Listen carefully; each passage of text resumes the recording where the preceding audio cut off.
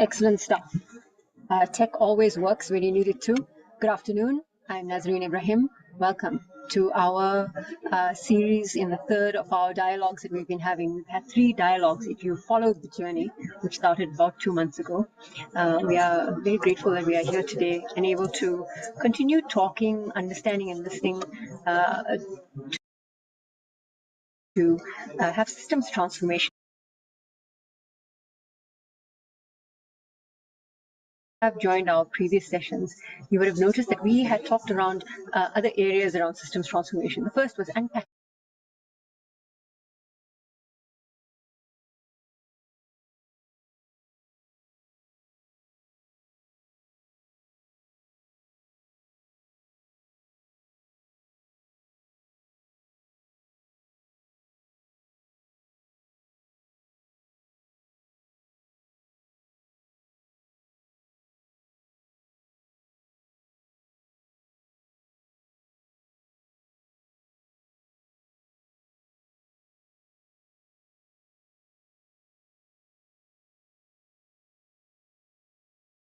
information will be available in the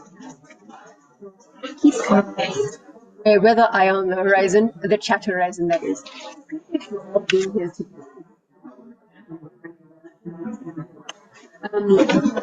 We heard that one of our attendees say there's a background noise. We're trying to isolate where it's coming from. Thank you to the technical team at the back end who are doing that. Now, these dialogues have brought together African and Canadian Black-led, Black-focused, and Black-serving organizations. Our goals have been to encourage learning about social transformation, develop an action agenda through an African lens, and share knowledge to inspire future collaborative initiatives. This series is a collaboration between the Network for the Advancement of Black Communities in Canada, that's NAPSI, CS Business Solutions for Innovations, and the Center for the Advancement of Non-Racialism and Democracy in South Africa, which is CANRAD, of course, with the kind and generous support of the Ontario Trillium Foundation. We're engaging in crucial conversations to drive systemic change for people of African descent in Canada and worldwide. And this is why you are here today with us, to celebrate the ongoing dialogue, the thinking, the exploration, the interrogation, and the wonder of coming onto new information and new thought processes around what it means to talk around systems transformation from an African perspective. Thank you so much to the entire team for being here and for everyone who is here. I want to go to my program to get you up to speed. The first thing we need to do in order to honor the space that we are in for a challenging and interesting conversation we're going to have today around transactional versus transformational funding is to honor where we are right now. We have a live performance, Poetic Soul, by Ms. Liletu Mahamash Beshlala. Please help me to say your name correctly. Liletu Maham Beshlala. Please tell me if I've said it correctly, Liletu. Liletu, you're on mute. Maham Beshlala. Maham Beshlala, that's correct. Okay, brilliant. Now that I have not said it incorrectly, can you tell me what it means before you go on? It's a nomad, Maham Beshlala. It's a nomad. It's an interesting word. We can discover it further. We can discover it further in the conversation, but I invite you now to please help us open the session and infuse us with the energy of the dialogue we're about to have through the ancestral acknowledgement, please. And thank you so much for that.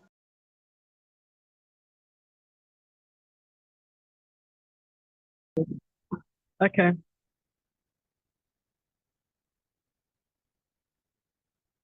This story does not begin today. The journey does not end here. Tomorrow is not necessarily a new day, but a continuation of a dream that once was allowed to slip through the crevices of our ancestors' souls. We are not the sum total of our circumstances, nor are we. We are not the sum total of our circumstances, nor are we the end result of a story about a conquest that was born out of evil. Being Black is not synonymous with our strife. Sorry, there's something bothering me beside my team, sorry. Did somebody tap me? Oh, please excuse me, can I start from the top? Go right ahead. We hear you loud and clear. I'll start from the top, sorry. This story does not begin today. The journey does not end here. Tomorrow is not necessarily a new day, but a continuation of a dream that once was allowed to slip through the crevices of our ancestors' souls.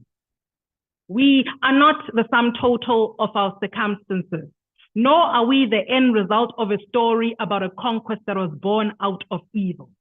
Being Black is not synonymous with our strife, for even dirty water can pull beautiful flowers to grow. We have always been what we are yet to become, have always been what we are yet to become, and always transforming into the pride of yesterday's heroes.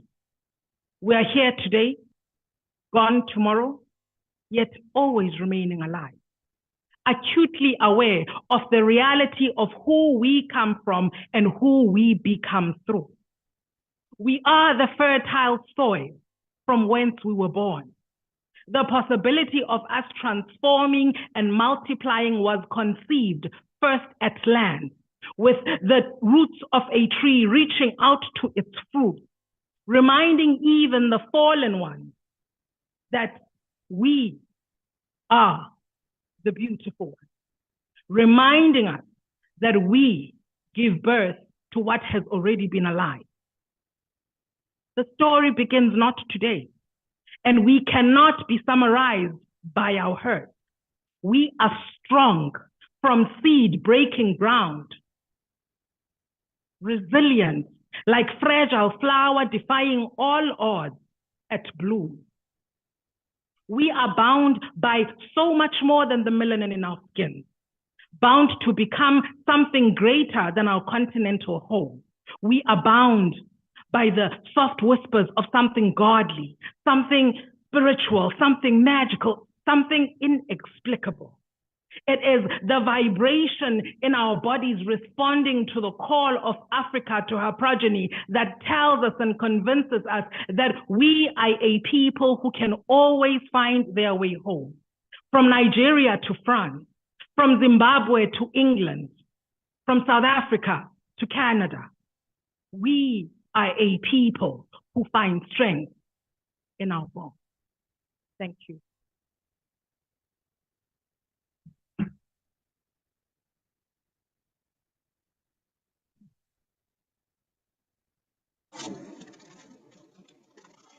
How powerful, incredible, and ready it is to hear you speak those words.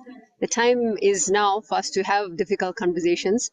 Some of the questions that you wanted for us to have those conversations came through when you registered for this session. And I thank you, Leletu, for bringing us and grounding us into the spirit of the conversation we're going to have today. Let's go through some of the questions that you had. They were around the way you view funding and transformational funding. How does an Afrocentric perspective influence the way we view relationships in the funding ecosystem? What unique challenges do African organizations face when we seek funding? How can these be addressed? Can we redefine power dynamics and how in funding relationships to better align with Afrocentric values? How does the concept of Ubuntu apply to funding relationships and decision-making processes? Ubuntu, I am because we are. Now, I'm not going to go through all of the questions, but they give guidance or credence to why you are here today. To help us understand this better and to give a wonderful formal welcome into our program, please help me to welcome Emmanuel Melez, Executive Director, Network for the Advancement of Black Communities, who will talk to us about acknowledging land and indigenous gratitude, as well as covering the partnership and collaboration between NAPSI and CANRAD and the origin of the dialogue's event purposes. Can I help welcome Emmanuel, please? Thank you, my sister.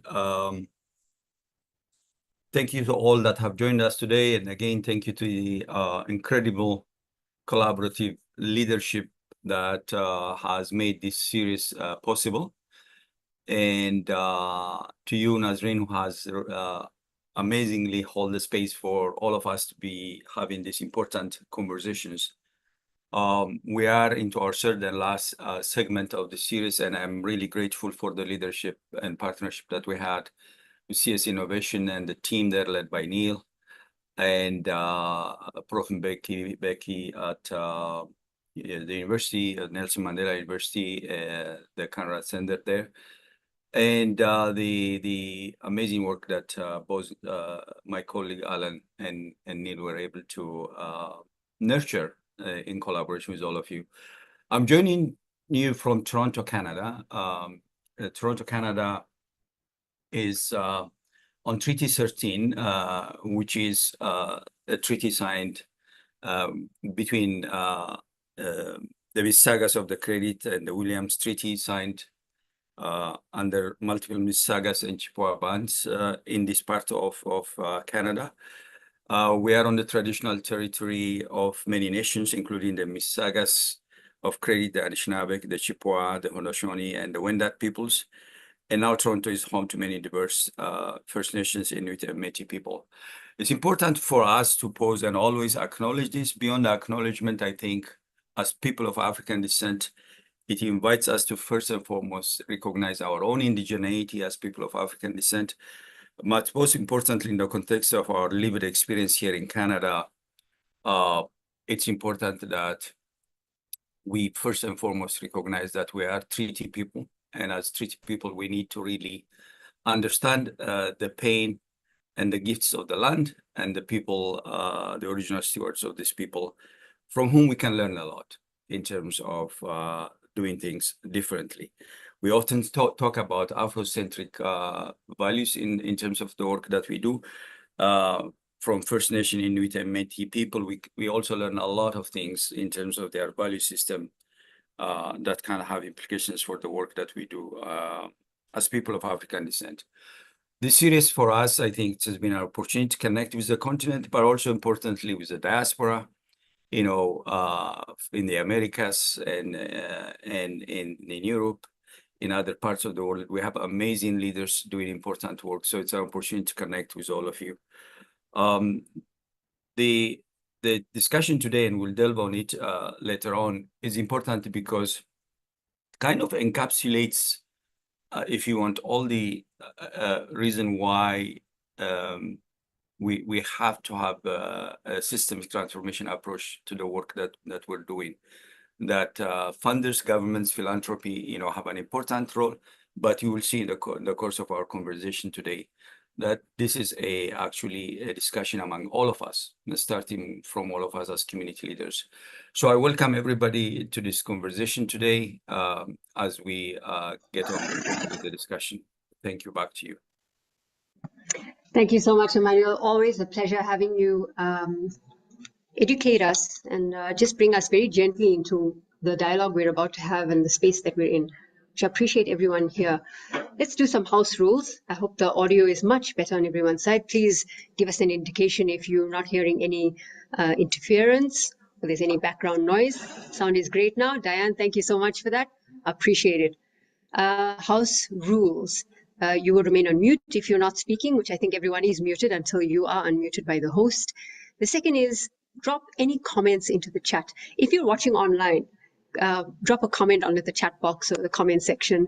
Our team in the background who are doing a fantastic job will pick it up. We will then address it in our dialogue. Now, what does the dialogue look like for today? Very much follows the same concept and theme that we had in the first two dialogues, where we have the address in the open welcome. We then introduce some very fine executives and interesting people creating change around the world into a village conversation. We'll take those insights, we'll go into breakaway sessions where you have an opportunity to explore further what we've been talking around, and we will come back then into a main session like this for reflections, feedback, and goodbyes. and then head off to virtual suppers or just think of one another when we go to a supper or a breakfast, wherever you may be in the world.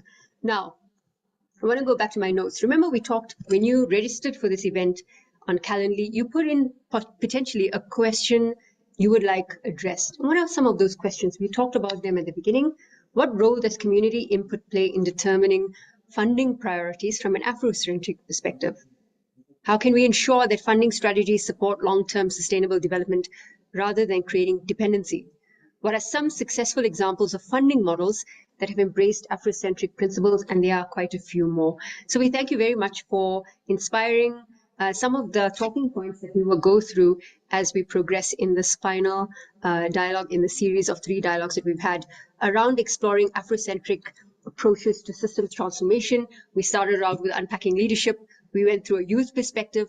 And today, an important and necessary and grounding part is, what do you do when someone gives you money to do something? What is the expectation of that person when they've given you money to do something in a certain space and in a certain time around a certain topic? Interesting questions indeed to ask. So let's move on. We've done the first part to open up. Now a reflective roundtable. Stories, practices, values, and learning experiences. This is what we're going to come away with. We're talking about the perspectives on relationships and funding, power, and purpose. And I've got some incredible individuals who I'm thrilled to be sharing some time and space with. Bernie Dolly, director at Ikala Trust. Bernie is the founder and director of Ikala Trust in, I need help to say the name properly for what used to be known as Port Elizabeth, and Bernie is going to help me to do that, South Africa. And she's a pioneer in asset-based community development. With 2 decades of experience, she leads micro-enterprise grant-making and promotes asset-led community approaches for transformative social and economic change. Her bio is available in the chat. Welcome, Bernie. Appreciate you being here. Norman. Norman is really thrilled. Norman is here with us, joining us alongside the wonderful Bernie. Norman Mpake is the founder and director of multiple organizations promoting physical education, sports, and health in South Africa. His initiatives include PEISA, Foot Golf South Africa, IFPI, and Head Start Kids, focusing on fitness education, sports development, and child nutrition. Norman, a pleasure to have you here. And finally, the gentleman who you just heard, Executive Director at the Network for the Advancement of Black Communities, NABC, Emmanuel Melez. Aman is the Executive Director of NABC, 30 years of non-profit management experience. He's previously held senior roles at United Okazi Law's Community Health Center, Family Service, focusing on community development and capacity building. Welcome, Aman. Pleasure to have you all here. So Aman, Bernie, and Norman, are you in the conversation? Do I hear you? Do I feel you? Are you there? If you can just unmute and let's have a nice opening conversation. I hear Aman. I'm not sure where Norman is. Norman, are you there? I see Bernie giving me the thumbs up. Yes, I am. Norman's. Norman, cool stuff. Bernie, are you there? Can we see you on camera? If you can. Yeah. There we go. We're getting Bernie come up on camera. We're joining this conversation of the 4 of us. You've heard the topic around, let me just go back here, which is perspectives on relationships and funding, power and purpose. Power and purpose. There's a fantastic book by Robert Greene called The 48 Laws of Power, and I've been reading through it. And what's interesting to note is what power means as a human being in different perspectives. And a fantastic but fundamental look at, if you position yourself in any space and there is a transaction taking place, what are the spoken and unspoken elements that you are reading or looking at cues for in order to determine the nature of that relationship? And that's what we may be focusing on. I will start with Bernie, and move on to Norman and Aman come in. But what we would like to do first is to get an opening statement from you about something that has struck you in all of your years of work around what you have seen that's transactional versus transformational funding. An opening statement. I will pause you if I need to move on to someone else, and please don't mind that, but we need to keep the conversation going. So Bernie, let's start with you. What have you noticed in your years of working? One thing you've noticed. It's such a difficult one. So good morning, good afternoon, good evening, everybody, from a very windy Gqeberha, which was previously Port Elizabeth. I still struggle to Thank spell you. it, Thank but you I for can helping me pronounce say it. that. Yeah. So yes, you know, in my years of experience, and I think I alluded to that the other evening, so most people I meet are transactional, and transactional is immediate gratification, makes you feel good for that moment, but it doesn't necessarily mean that you have to have any kind of relationship with anybody, right? So to feel good for that moment, it's like this whole analogy between what does happiness mean and what does that mean and what is fulfillment? And those two juxtapose. So for me, happiness is the transactional, and for me, fulfillment is around the transformational, where you kind of live in purpose in a certain context and perspective. And I have a lot of that in the nature of the work that I do. So I have a lot of transactional, like through my local church community. They don't want to go to the township. They don't want to have any interaction. So I'm their vehicle through which transformation needs to happen. But that's okay. Yeah. We're not going to be able to change anything. I'll leave it there. I'll leave it there. So that's sort of where Transactional. my suffering. I love that, Bernie. I love that because we're starting to talk about the languaging of things, transactional versus transformational, and we will unwrap it and explore it further. Norman, in your work, nutrition, fitness, working with kids, those areas have very personal meanings to people and very particular ways of handling them. And then you have to raise money or you have to do work and someone's got to partner with you to do that work. And what might that look like? So in your years of experience, what have you found? What's the one thing you found? Good morning, afternoon, evening, wherever anybody else is. I seem to be echoing, which is abnormal because I've been hearing myself probably all along. I think from Let me my mute myself and see if okay. So I engage on these particular platforms, and ironically, both transactional and transformational have an equal placing in the space that I operate in. So I operate in education, in social development, and in sports, because there's an interlinkage because of the background that I have.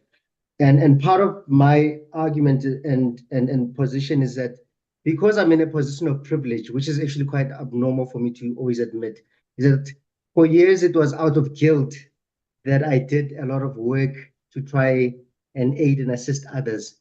But because I recognized from my childhood that I was in a position of privilege, it's how we use that privilege either to transact or to transform spaces, because privilege can be used as a form of exerting oneself or a form of enhancing other people's spaces. And so it's when one has learned to understand that some people, when you are trying to transform their lives, all they want is to get. So they force the situation to be transactional,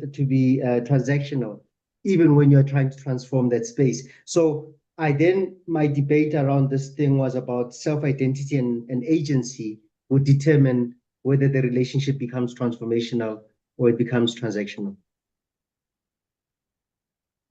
Thank you so much for that. Agency is an important word in that formula, and we will continue to explore it further. Norman, I appreciate that opening remark. Aman, we come to you. 30 years of experience in driving a narrative for understanding and gathering people for a common cause.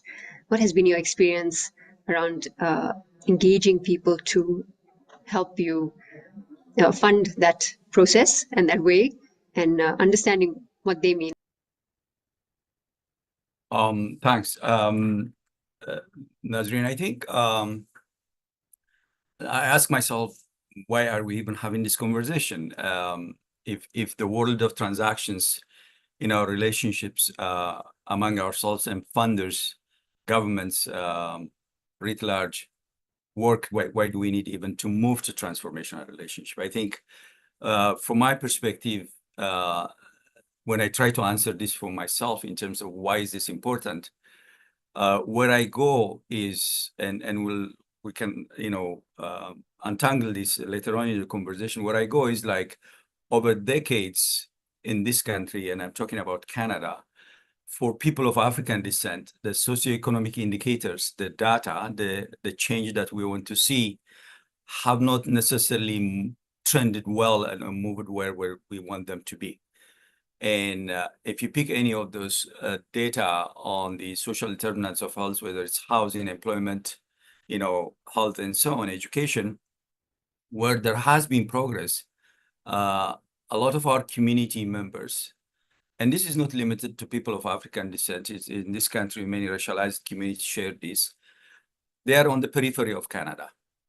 And so in our work that we do here at the Network for the Advancement of Black Communities, we developed what's called the Black ecosystem approach, a recognition that to move the needle on the socioeconomic indicators, we have to use an ecosystem approach. And one of the paradigms that we need to change is actually our relationships, moving them from transactions to transformations.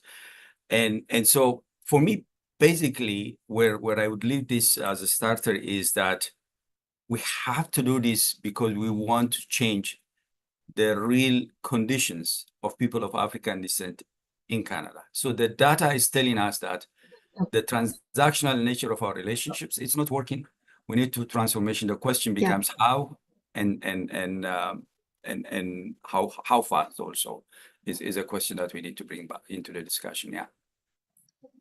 Yeah, thank you, Aman, for that. Now, opening to Bernie, Norman, and Aman, and it's an open conversation. I would like to derive some unique and interesting insights. I think we want to start out. We've talked about your experience, and you've had an opening remark. This is about the language, which is important. Transactional. I give you something. I sell you something. You give me the money. We are done. We part ways. There is no emotional connection. There is no duty of care, and there may not be any follow-up. So it's done, zero. You go into Checkers, wherever you go, Target, you buy something, you walk out, done. Transformational is, I come to you, I'm invested in this opportunity. It takes me a far longer time to develop that understanding, emotional investment, all of those things. In your years of work, and this is an open discussion, how have we helped to create this power imbalance that you typically find from funders who are from the global north, we are of course in the south, or anywhere else that you may sit in the world, but representing the global south? How have we also contributed to this power imbalance? Is that a difficult one to ask, or is it something we can start exploring? So I'll go first because it's something that's intrigued me. So, I invite people to look at Ikala's website and just see the absolute reason why we set up in the first place. And that was to really address the issue of community-based organizations that were so far away and removed from the donor center. And Ikala's whole mission was to, how do we get closer to where the actual work is happening, to where the pulse of the work is actually happening. And we people are at the sort of, really at the front line of poverty, inequality, and all of that. And us bigger NGOs, we kind of enter a community, we leave, but we leave them with nothing. We take our training resources, we come with our fancy phones and our cars, and the community, we create expectations, we train them ad nauseum around issues that are not important to them. And that ticks our donor boxes. But what happens to the community? And for me, I think what was really important was the recognition that without that community, we actually have no reason to exist. Because they actually the reason why we were created as an organization, as a grant maker in the first instance. And then the real kind of realization that there was all this philanthropy happening that did not involve money, but it was philanthropy that was critical to the existence and survival of communities. And it was being ignored and not appreciated because it didn't convert into monetary terms. And so this consciousness around, there's something wrong here. There's something really, really wrong. And so what we set out to do was to find donors that would support the vision of the founding trustees and myself as founding director, and saying, would you buy into it? We want unrestricted money. We want money to do what we think needs to be done. And of course, that was unusual. You don't ask donors to do that. But we did have a commitment of 2 long-term donors, one of which is still with us today. And the other one had to exit, but allowed us to make the decision as the intermediary of where money should go and how that money was spent. And that was so liberating. It was amazing. And we did incredible work in the early years of Ikhala Trust. And obviously, as things changed, we unfortunately lost some donors along the way because they were becoming much more transactional and less transformative. And we, as the board, were hell-bent on, we are not going to shift the way we work to tick the boxes of donors to keep the doors open. And that's a critical thing for leaders to make. It's a critical decision. Bunny, I want to pause you there. I want to pause you there for a moment. I want to pause you there. We're asking the question. Thank you so much for that feedback. I want to make sure that I get Aman and Norman's perspective on this. Sure. The question I asked, and I asked it in a particular way, is, are we contributing, the recipients, the people applying for this money, are we contributing to that power imbalance, and how has this evolved over the years? Has it devolved? Has it gotten worse? What is that thing that's been happening in the background? Aman, I'll come to you, and then Norman, you'll be the last to round up that conversation. So Aman, your thoughts on that? Thanks, Nazreen. There's no middle ground here. We're either part of the problem or part of the solution, yeah. And I think essentially when we talk about transactions and transformations, we're talking about relationship.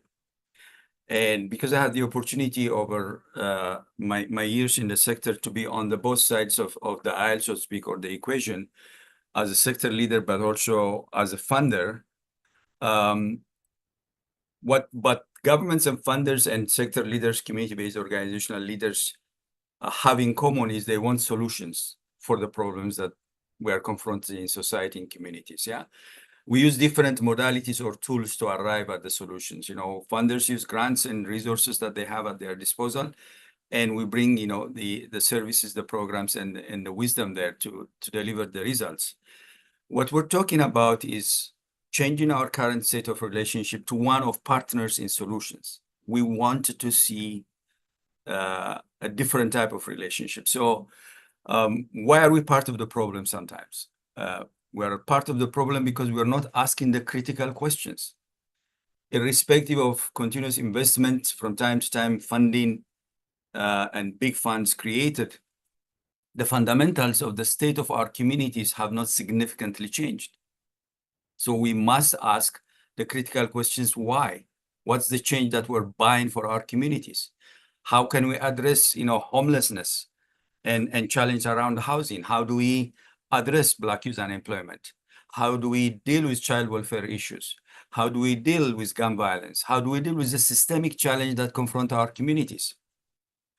So that's one. The second challenge that I see for us as leaders that we need to take this seriously is that inadvertently or otherwise, sometimes we contribute to the state of precarity. We run community-based organizations that are poorly funded, under-resourced, and that's why we are not able to offer to staff in the main, you know, access to decent jobs and decent wages and benefits, yeah.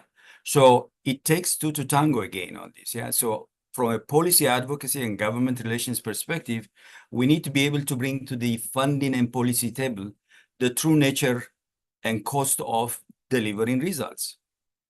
So if myself and a funder are on the same page in understanding what it takes, if we have a shared understanding, what it takes to deliver the results, then the critical next question is, how much is going to cost us to actually deliver those results? I often talk about this challenge that we have in our community. We're trying to solve $100 problem with a $10 investment. So shared understanding is important. Going back to realize that funders and government want the same solution or similar solution that we want. And we have to sit at the table first and foremost, not to talk about funding, to talk about our relationship, to use data and evidence to drive that different conversations that we have. So I think, yes, Nazreen, we inadvertently sometimes and sometimes without really, you know, a lot of our leaders are running poverty organizations, so to speak, that live from one paycheck to another, from one project funding to another. So when we talk about sustainability of the work that we do, the change that we need to buy, we need to be able to really talk about, first and foremost, our relationship. Thank you so much for that, Aman. Talking about our relationship first and foremost, a lot of relationship building, a lot of understanding, a lot of in-depth introspection, a lot of work that needs to go on in the background while the paperwork is getting done and the submissions are happening and the reviews are going on. Norman, do you share the view of Bernie and Aman? Or what else would you think around? I actually loved what Bernie started off with is an area that I already touched on. You see, they already had their own identity and position that they said, we will stand for this is what we want, and therefore we're going to ask that whoever funds us to do what we want to do. That is a very difficult position to take, but that's why I raised the issue of privilege of knowing what you stand for, what your voice is, and being able to stand your ground is a very difficult thing unless you already have some form of agency. So now I've been in one of my organizations, we had a transactional donor, and it was basically statistics driven. And so your question is that, are we contributing to the power imbalances? Is that the question is always stemmed from your position of need. And so I always call it the debit order syndrome. When you are consciously aware that I have debit orders to pay, and if I take this position, I might not get the funding. And they say you can't help the poor by joining the poor. And that need to actually create conditions for you to get the funding. But it's also important that if we often fail to acknowledge the cause of the social imbalance, it becomes very difficult for us to then be able to have a position of negotiation. So we're both guilty and victims, or what,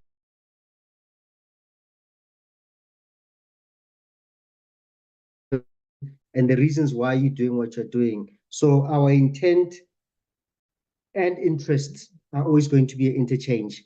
So it's never a straightforward answer, because you are trying to change lives, but at the same time, you are trying to ensure that you are able to change lives. And that transaction or that engagement, the debate, is always going to create a situation where a compromise, just like in any relationship, is always central to the conversation. Compromise is essential to the conversation, or interrogation of what compromise could mean. My a follow-on question from this, just to understand, we're looking at, remember, if you're joining us either via the live stream or on the Zoom session, we're currently having an open discussion, which is our village conversation with Aman, Bernie, and Norman. We're looking at it's a reflective roundtable, right? Stories, practices, values, and learning experiences on what? The perspectives on relationships and funding, power and purpose. There's a lot of powerful words there. Relationships, funding, power, and purpose. But the baseline is funding, and then it's to bring in those two words we've been throwing around quite a bit in trying to get to the bottom of it. Transaction and then transformation. And transaction seems very impersonal. Transformational seems very personal. And it helps you to build and to understand and to get into to the thick of things. When you think about where we are having this conversation from, it's typically that we as communities in the global south, in indigenous communities, from an ethnic perspective, reaching out to organizations around the world who may or may not share our worldview, and they are offering us the commercial opportunity for us to make change. We are invested in the change, but they are invested in making sure the money goes somewhere. It's either a tax break, or they need to do the CSI thing, or something to that effect. You know the deal.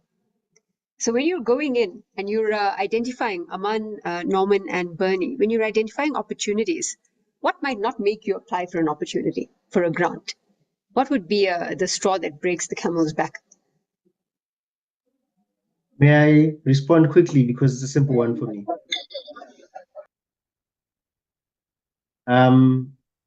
On our side, it would be the terms and conditions that are put up front.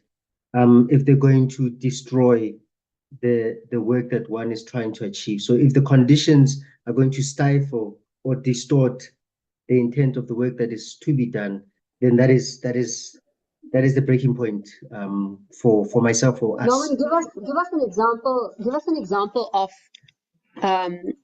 an example of a T's and C's that you came across that really was these guys are on Wunga, or they're smoking something else that we don't know what they're smoking. Give us an example. I've always said being poor does not make you a guinea pig. So there was a funder who had requested to go into communities or schools and said they wanted to assist with the broader agenda that we were already doing within the education space. But once we found out that they didn't care about the impact of what they were doing to those children, as long as the statistics. So they had a targeted number of ticking the box. And so therefore the kids were just statistics to them, and it didn't matter how they felt or how the conditions were not favorable for those children in that environment, that we decided that it was not going to work, even if it was a multinational with a lot of funding. It damages the trust that those children and the environment that we're in that trust that we have is far more important to us than the resources that we receive. So it was, for those conditions were not favorable for us because it was a numbers game for them. It was just, the children were just statistics and not a value. And so that's an example I remember distinctly. Thanks, Norman. I appreciate that. I want to hear the reality of some of the things that you faced in your years of experience with grant applications and grant funding. Bernie, what's your experience been like at Ikala? Yeah, I want to echo what Norman has said, and I think it's such a fine line between an organization's ethos, cultures, values, and principles, and how you make the decisions of what money you actually accept. So I agree with him totally. So there's some, and I'm going to be quite open about it. For instance, we don't fit into government's box because Ikala is responsive, we're agile, we're flexible, and we're not reactive, we're proactive. So even though there's a pool of money out there, like Norman was alluding to as well, we are not going to tick a box because you need your statistics. It's about that relationship. And we've spent years building relationships on trust and respect for the work that we do. We are not going to be your machine that is just going to accept money and become the bureaucracy that is out there. So those are tough leadership decisions that you have to make. And I've seen the destruction of civil society in South Africa precisely because they've gone that route, accepted the money, and now are sorry because it's changed their identity completely. And I think for me, I always say your currency as a not-for-profit organization is your reputation and your stance that you take. And that's despite whether you're going to have money in the bank or not. So I agree completely with Norman. It's a very fine line and a tightrope, but it is about the terms and conditions that donors set down. And if it doesn't sit well, then say no and walk away, because we're not guinea pigs, we're not fools. We know and we understand our communities and they understand us. And it takes years to build trust, years. And one thing like that messes it up and you're broken, you're finished. You might as well close doors and walk away. So Bernie, what do you have a personal example of an incident where you read through the terms and conditions, or the nature of the relationship in the negotiation around that, or briefing session you had, the nature of the relationship changed, which caused you to rethink your participation in that whole process? There were two incidences and we walked away. We had to sacrifice quite a bit of money, but it became, we're a tiny organization with limited capacity. And it became so onerous and so difficult that when we started having sleepless nights and days, we said, this is not on. This is not going to work. I mean, you come in, you coming to our country, we meant, and that raises the whole question that Emmanuel was talking about earlier about what do you understand about a relationship and a partnership? And I always said, people laugh, my late husband and I said, he was my partner because it was equal. But there are very few people I will talk about today that is actually a partner, because partners bring equal. It doesn't matter about the assets they bring and the value, but it's that interdependence between partners that respects each one's view. And I'm really firm around that. So we've had to say no to a couple of donors, corporates who've said, look, we need you to kind of do this thing. Will you go into this village? And we're like, no. It doesn't work like that. And we had to work like that indeed. Bernie, I appreciate you sharing that perspective, and my apologies to pause you there. I want to go to Aman. You make me think of, again, it comes back to language. What do they say? Semantics. I shouldn't think it should be semantics in this case. Why would you call someone a friend on Facebook? I mean, come on, guys. What's a friend versus a partner versus an acquaintance versus a joint venture versus a whatever? Aman, you having some thoughts there? What has sparked in your mind from Norman and Bernie's examples? Yes. A lot of the points that Norman and Bernie are raising are resonating with me because I have designed so many grants over the years and have applied for grants and received grants. I think I've had a lot of those instances on both ends of the equation, so to speak. The state of funding today, the reality is that the needs are so huge in our communities that we have leaders in our community that are ready to take anything that comes their way because the needs are so high. And they are running, as I was saying earlier on, under-resourced, precarious organizations.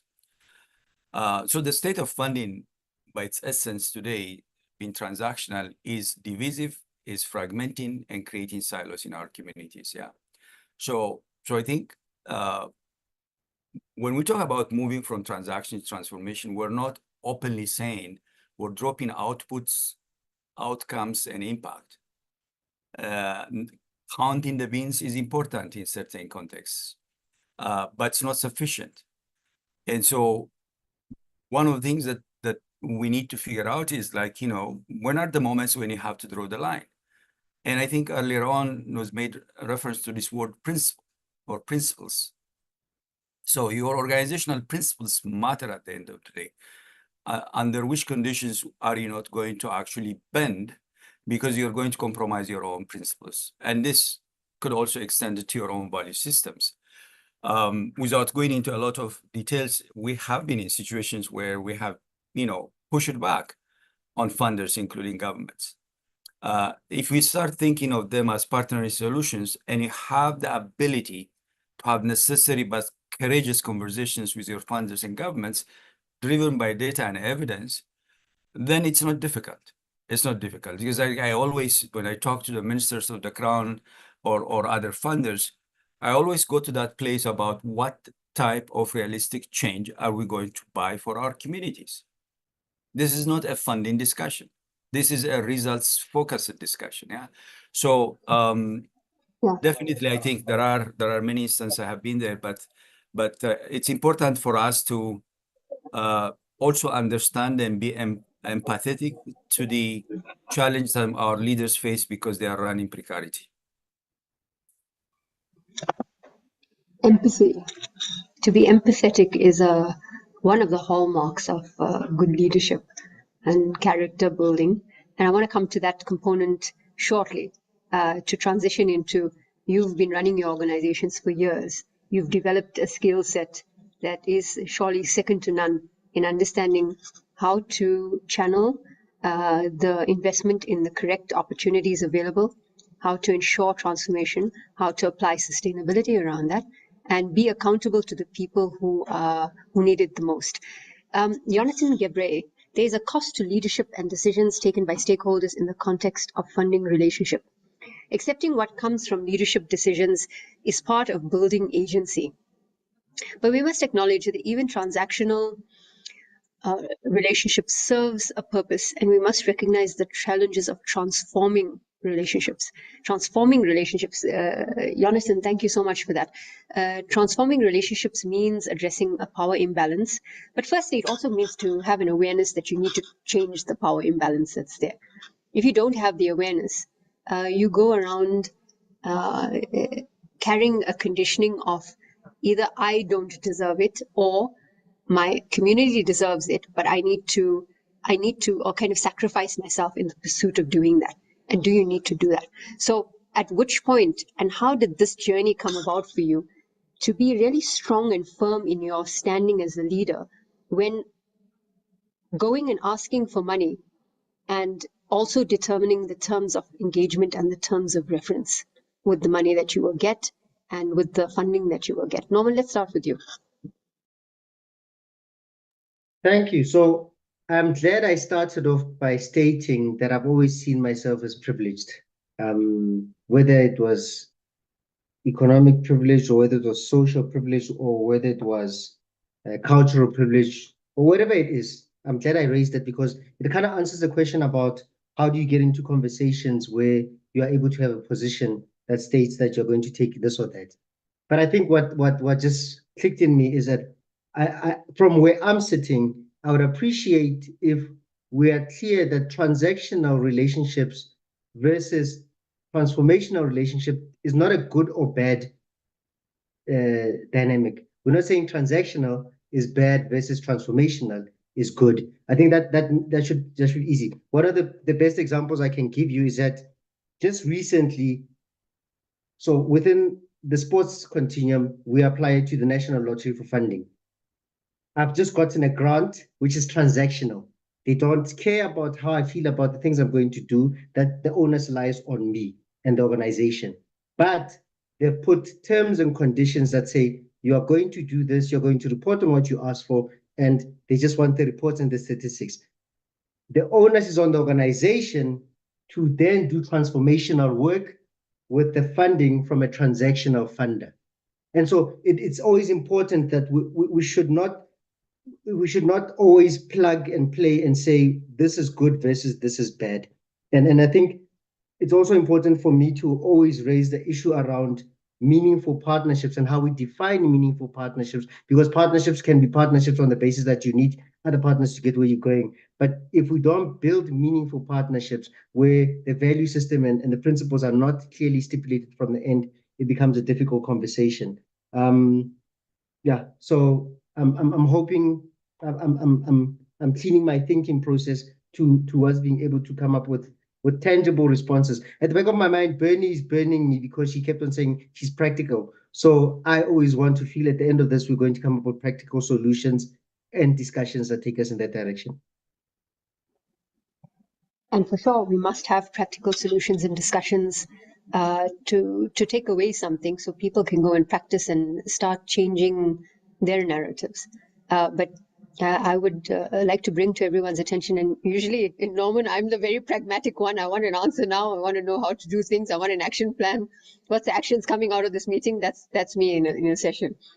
And today I had a sense and a feeling, especially with the conversation prior with all of you and the team at the background, that this is more an introspective understanding of the administrative, pragmatic work you do on a day-to-day basis. Why do you do what you do, and what are some of the hard decisions that you make? And the question I asked that's leading into this session is, at which point did you start developing the strength, the capability? How did that happen? Was there a turning point for you? Yeah, but what are some of those key indicators of what defines a strong personality to be able to request for this type of engagement and then to do the work around it? Bernie? That's a loaded question. But I want to go back to what Norman was saying. And I also don't think it's impossible to shift a donor perspective from transactional to transformational. And we were successfully able to do that with a corporate donor. And it goes back again to the absolute importance of building relationships. Because once you and I get to know each other, whether you've got the purse strings or whatever, once we respect that relationship, we're able to negotiate our space. So I want to agree with him that it's not necessarily bad, but you also know that if you spend so much time, well, we as an organization, not for profit, you spend months trying to develop that and there's nothing in common, then you realize, no, hang on, this is never going to shift and change, you know. And for me, what my sort of what keeps me awake at night question is, why am I doing this work? And who is it for? And who is it for? So is it giving me color, trust, glory, or is it actually the communities who are driving their own development that I should be focusing on more? And I become more and more conscious that it's not about our end result. It's about whether those communities feel that they've been appreciated, valued, respected, because they put in their own assets to drive their development. And we are just co-creating and co-investing with them. And so co-producing, you know, and not seeing ourselves in this power imbalance.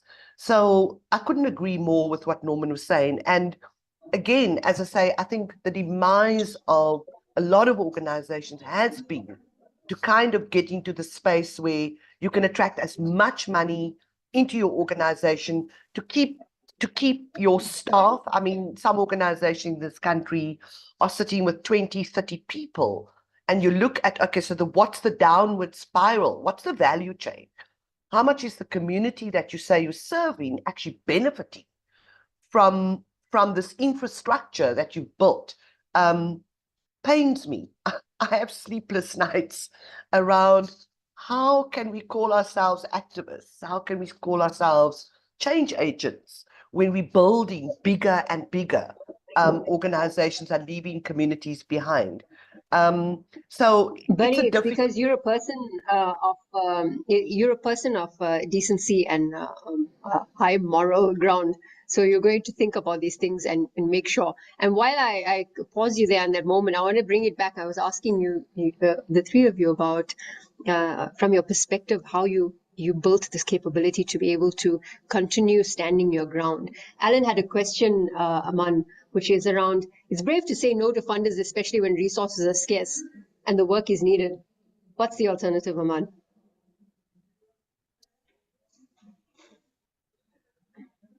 You are. I'm really listening with my heart to the points that Bernie and Norman are raising. They're so apropos to what we're trying to explore here. The alternative is that we need to be prepared to really, first and foremost, have difficult conversations among ourselves. When we're trying to change this paradigm, an important component of this paradigm, this funding paradigm, is the sector, is the community, is the organizations, is the leaders. When we go to this table of funders and governments around policy and funding to seek change, we have to go there with a toolbox, our toolbox, that has within itself elements that indicate ourselves first have changed. Yeah. So part of that is we need to be able to say, what's the carrying capacity in terms of the number of groups and agencies that are needed to deliver results for our communities? What are the funding models that actually foster collaboration? One of the challenges that we have observed here in Canada, at least post-COVID, there has been an abundance, an increase of community-based groups. For a certain period during COVID, these community groups were needed, but turning all these community groups that have, you know, existed because they are getting COVID-related emergency funding to deliver results into viable organizations, you need to start dealing with some of this long-standing challenge around funding in terms of core funding, sustainable funding, and so on. All to say is that the alternative for us is to really ask what are some things that we need to change ourselves. For example, you know, in pushing for collaborative solutions to our problems, how can we start working differently among ourselves? What are the types of collaborations and partnerships that we can foster? And there are some funding models out there that you know, lead the way, so to speak. So we didn't take a moment to appreciate from an appreciative inquiry lens perspective what's working. There are a lot of funding examples and initiatives that are working. There are great collaborations in this country that are moving, the needle to some extent. There are funders that come into the place from a place of learning. They want to come as learning partners, as partners in solutions. Yeah. We need to know the locus of control limitation ourselves and those of our funders, especially government funders, where they are boxed in and do things in a certain way. There is more flexibility, for example, in the philanthropic world, they are testing, trying new approaches to funding. So I think, like, first and foremost, I think that for me, it's am I as an organization, am I as a leader delivering values for our communities? The organization that I run is a means, it's not the end.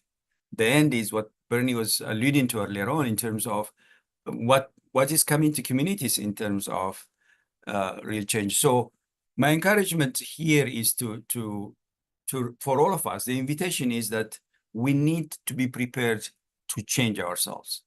When we change, we go to that funding policy table with a level of strength that allows us to be, having a conversation of on par in terms of partners with solution. When I talk to governments, funders, I see in them, people that are coming to the table with good meaning.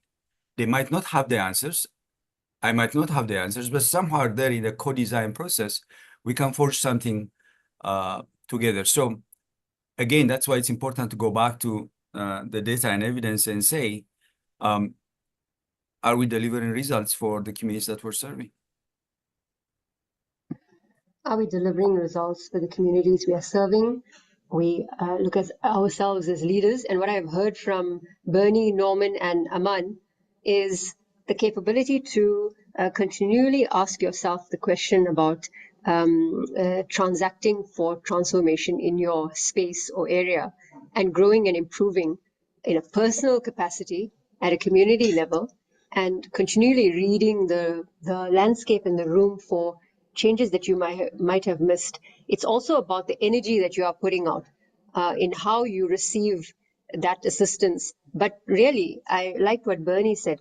We can't have, as well as Norman, we can't have this kind of negativity or towards the word that is transactional. It is a practical thing.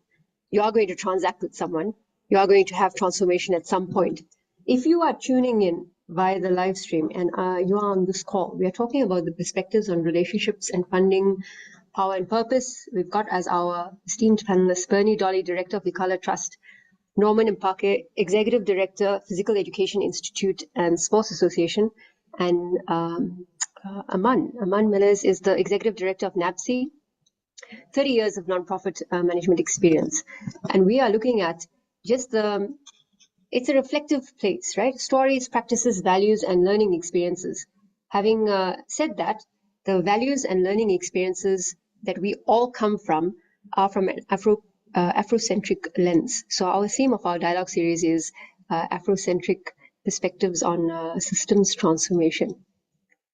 Yeah, on systems transformation from an Afro-centric perspective. The value set that you hold is not usually the same as the one you are going to transact with. Bernie, what does your value set look like? And how do you keep continuing to communicate that? Something that's been preoccupying me for a while now. I keep trying to think of myself, if I was a philanthropist, how would I behave? And I know how I'm going to behave. I'm going to just throw caution to the wind, trust the communities who's asking for the money, let them get on with it, because that's been my experience. Communities that we work with, that people least trusted, village communities, mostly women-led, the $5,000, $2,000, whatever, was meticulously reported on, was carefully spent. And I want it to be a trust philanthropy organization. And I really wish that's going to happen. I don't know when. I keep praying about it. And I want to be in the shoes of people who give money.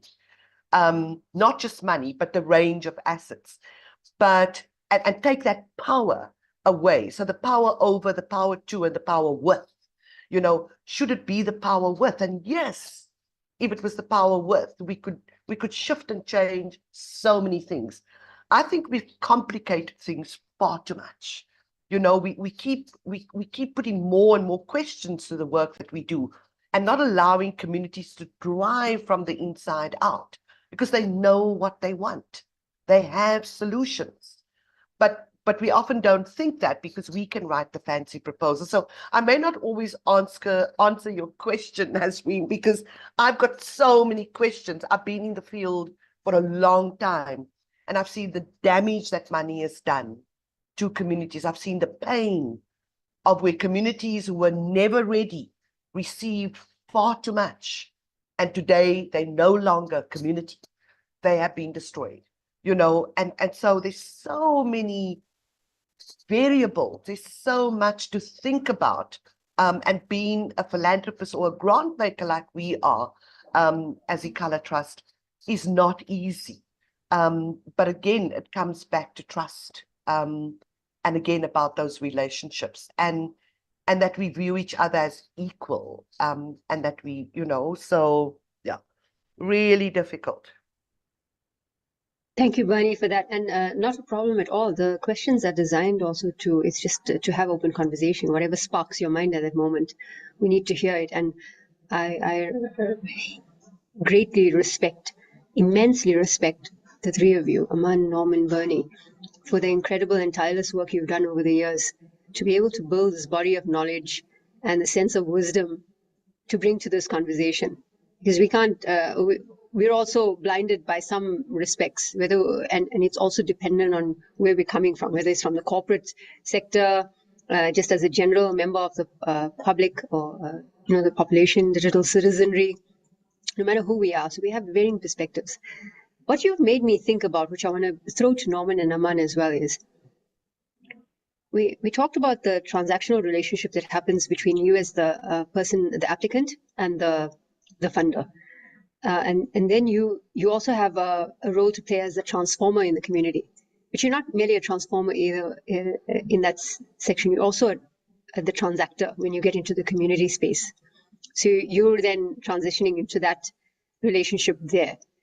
Would you find that at the community level, or wherever you are implementing the solution for which you have been given the funding around, that the recipients behave in a way that might have been your situation as the applicant to your funder? So either you're getting taken advantage of, you're displaying the psychological mechanisms of what it means to be faced with, I am getting help, what do I do right now? And so, Norman, Aman, I would be keen on your thoughts. Bernie, thank you for mentioning if you're a philanthropist, what would you do? This is one of the reasons when I got married, I made sure that all my money that I do from consultation goes straight to my wife's account. Else I would have lost it all to try help communities. So I'm glad somebody else suffers from the same thing. But I think one of the most beautiful things that you've just given an example of is that you go and you receive gifts, you receive food parcels, you receive donations, and you are the link between the funder or the donator and the community. And when you arrive in the community as the giver or the transmitter of what you've received, the behavior of the recipients, and I think I spoke to Alan Busak about people cupping their hands and being recipients and lining up. And I always find it challenging when I'm trying to help older people and they diminish themselves in order to receive.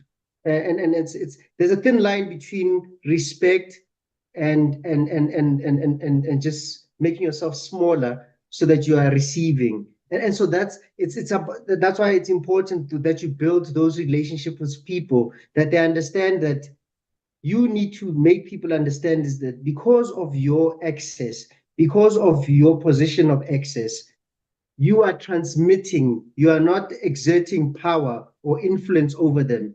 And it's about conversations, about those relationships. And it helps people behave differently, because it's actually quite strange that we keep forgetting, and I'm saying we as a broad strokes, is that every single person has a vision and a dream of a better life. So I always say everybody wants to be happy. So my children and wife actually get uncomfortable every time we go in a shopping center or in a restaurant, because I always tease, engage, and play around with the people who are serving me, because I'm saying to them, they need to feel that I am engaging them as humans. That if I mean, one of them said to me the other day when I went to go do my blood test, he says, now that you've come, we can send everybody out of the clinic, because you're not coming with problems. You're making us laugh. You're making us happy, and we want to finish the day with you. And it's something that excites me, is that value of being able to give people an excitement when they see me, because I know that they may be going through hard times, and I come there with these things that I have, and so it's about how do you manage behavior, is how you treat people and how you want them to treat you. And you've asked a question, how would I feel if I was helpless? How would I feel if I needed help? And then sometimes you say it in a close relationship, that you sometimes say, why do always people come to me for help, but when I ask for help, nobody's there? And it's because sometimes people assume that you can't have problems because you're always helping others. But it's that kind of thing that we need to find a way, of balance of treating people the way we would love to be treated, and it might actually help change behavior. Norman, those are fascinating thoughts and insights into the psychology of people who exhibit empathetic, giving natures, and are able to extend beyond what is the normal forum or form of giving and understanding and helping to drive change. Aman, before I come to you, I want to just look at the comments in the comment section. Jonathan, readiness to have these conversations among stakeholders in the context of funding relationships is critical. It's not just funders that need to change, it's also non-profits. The courage to have these convos and to think and acting differently is an inner work first and foremost. And that is wonderful to read. It really is. It starts with me, as they say. And Norman, you mentioned something around, how would I feel if I was helpless? I want to throw this in here, but I noticed that often the most empathetic giving people often come from a place of trauma, and they have to work through their trauma. And it's such a fascinating thing to go through. But when you work through that levels of trauma, or what it means to be able to help others, to the extent that you are not, you are too humble for your own good, is at the point where you have to interrogate that. So this has been fascinating for me to understand. Rahma asked, how can government funders support cross collaboration between not-for-profit organizations without leading those conversations? And thank you to Patrick and Aman for providing responses there. We'll go through them quickly. Patrick says one possible way is through coordinated mandates versus duplicated efforts in silos. The challenge is how to get the organizations to work together. Aman offered thoughts there. Aman, do you want to take us through that thinking and then just segue back into what Norman was talking around? Certainly, Nazreen. I think, again, I go back to the so what question. Why is this important to really have this type of conversation in moving forward to transformations? From my experience and the work out there that I observe, there is a limitations to the state of transactional relationships. So the limitation stems from the fact that we're still continuing to sit decades after decades on systemic challenges that confront our communities with no solution. So the hope in transformations is that we will have discussions about relationship, power dynamic, the effective use of resources, collaborative solutions in terms of really both on our end in terms of working collaboratively, but funders designing collaborative funding programs. Yeah. When you take about our challenge here in Canada, for example, that we still have, as I was mentioning earlier on, significant systemic challenges in the area of housing, in the area of youth employment, poverty, many other isms, if you want, as I was referring to the social determinants of health. What it takes to really move the data on those is not the heroic leader. It's not the heroic organization, nonprofit organization out there. It's not a funder or government. We quickly recognize that this is not a discussion about dollars and cents. This is a discussion about having a shared understanding of the scope of the problem. That's why a theory of change approach or similar approaches and bringing the stakeholders, governments, funders, community leaders, faith leaders, business leaders, youth leaders, women, and so on, sitting at the table, having a shared understanding of the problem. Is this $100 problem or a $10 problem? If we have a shared understanding of that, then the next thing that we want to see is a shared plan of solutions to move forward. My experience is that systemic challenges like housing are beyond the capacity of individuals and organizations. We need collaborative solutions. And so today, I think for me, the encouragement for all of us is don't start this conversation with funding, with money. We know that funding is a bad master. It's at the current state of funding is dividing our communities, creating small heroes in our communities, is fragmenting us. Let's sit with funders first, armed with data and evidence, and say, in Ontario, for example, despite significant investment in youth employment programs for Black youth unemployment more than 20 years now is twice the provincial average. We're treating the symptoms by throwing money at programs and services that are not delivering systemic solutions for our Black youth. Incarceration rates, high school dropout rates, child welfare participation are increasing. So this is a totality discussion by sitting around a table armed with data, not worrying about my organization, your organization, her organization, to have a shared understanding of the problem and solution. We have to reframe shared understanding of the problem. Understanding of the problem, Aman. I apologize for pausing you there as you were wrapping up that very incredible thought. Shared understanding. It's always shared. We always need to understand before we respond. We always need to interrogate before we respond. We will round up this conversation in the next few moments as we have reached our time. What we could have gone on because we need to get to the depth of it. But I would like to invite Bernie, Norman, and Aman to give us closing remarks.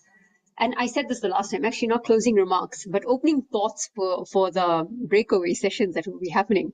What would you like people to reflect on or talk about as they go into the breakout sessions? Bernie, I'll begin with you as your as a way for us to conclude this session that we have.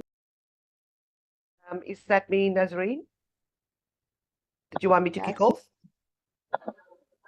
Please. Okay. So maybe just in close, and I mean that we could have this conversation for a long time, but in being in the space and on the other end, so being an intermediary is quite interesting because we rely obviously on a back donor to support the work we do to enable us to support others. So it's a very tricky position to be in and very conscious of the power that we have to say yes or no to organizations who apply. So I go back to what I suggested earlier around my frustration in South Africa in particular around the funding, the whole funding environment and the disenabling environment in South Africa around to understand where the power sits and then to also just not expend too much energy on what you cannot control and look at where you can use allies and your influence to kind of and tell those good news stories, bring those stories forward, because stories actually get to the heart of people, because our work is about people. It's about the heart. We're not about statistics. We're not about building roads. We're about people. And so for me, it's about where common, just for us to rethink philanthropy more than money. It's more than money because money is the converter. But if you don't have social relationships, you don't have physical, natural, all of the other assets, then you actually mean nothing. Money can't buy those things. Yeah. So I'll stop there. I'll stop there. Yeah. Thank you, Bernie. Aman, Norman, we're going to come back to you. And for everyone, we are going to take a 5-minute break, which I think will be quite refreshing. We will come back to hear thoughts from Aman and Norman, but there are also questions that we had from the calendar. Remember, I was reading them through and reflecting on them. We'll get Bernie, Norman, and Aman to give us feedback. That will go on for another 20 minutes. So you've got 5 minutes. We should be back at 5:30. I encourage you to be back at 5:30. That's 5:30 p.m. South African time. Forgive me, I think it might be 10 or 11:30 a.m. Abroad in Canada, but the team will let us know. So see you in 5 minutes.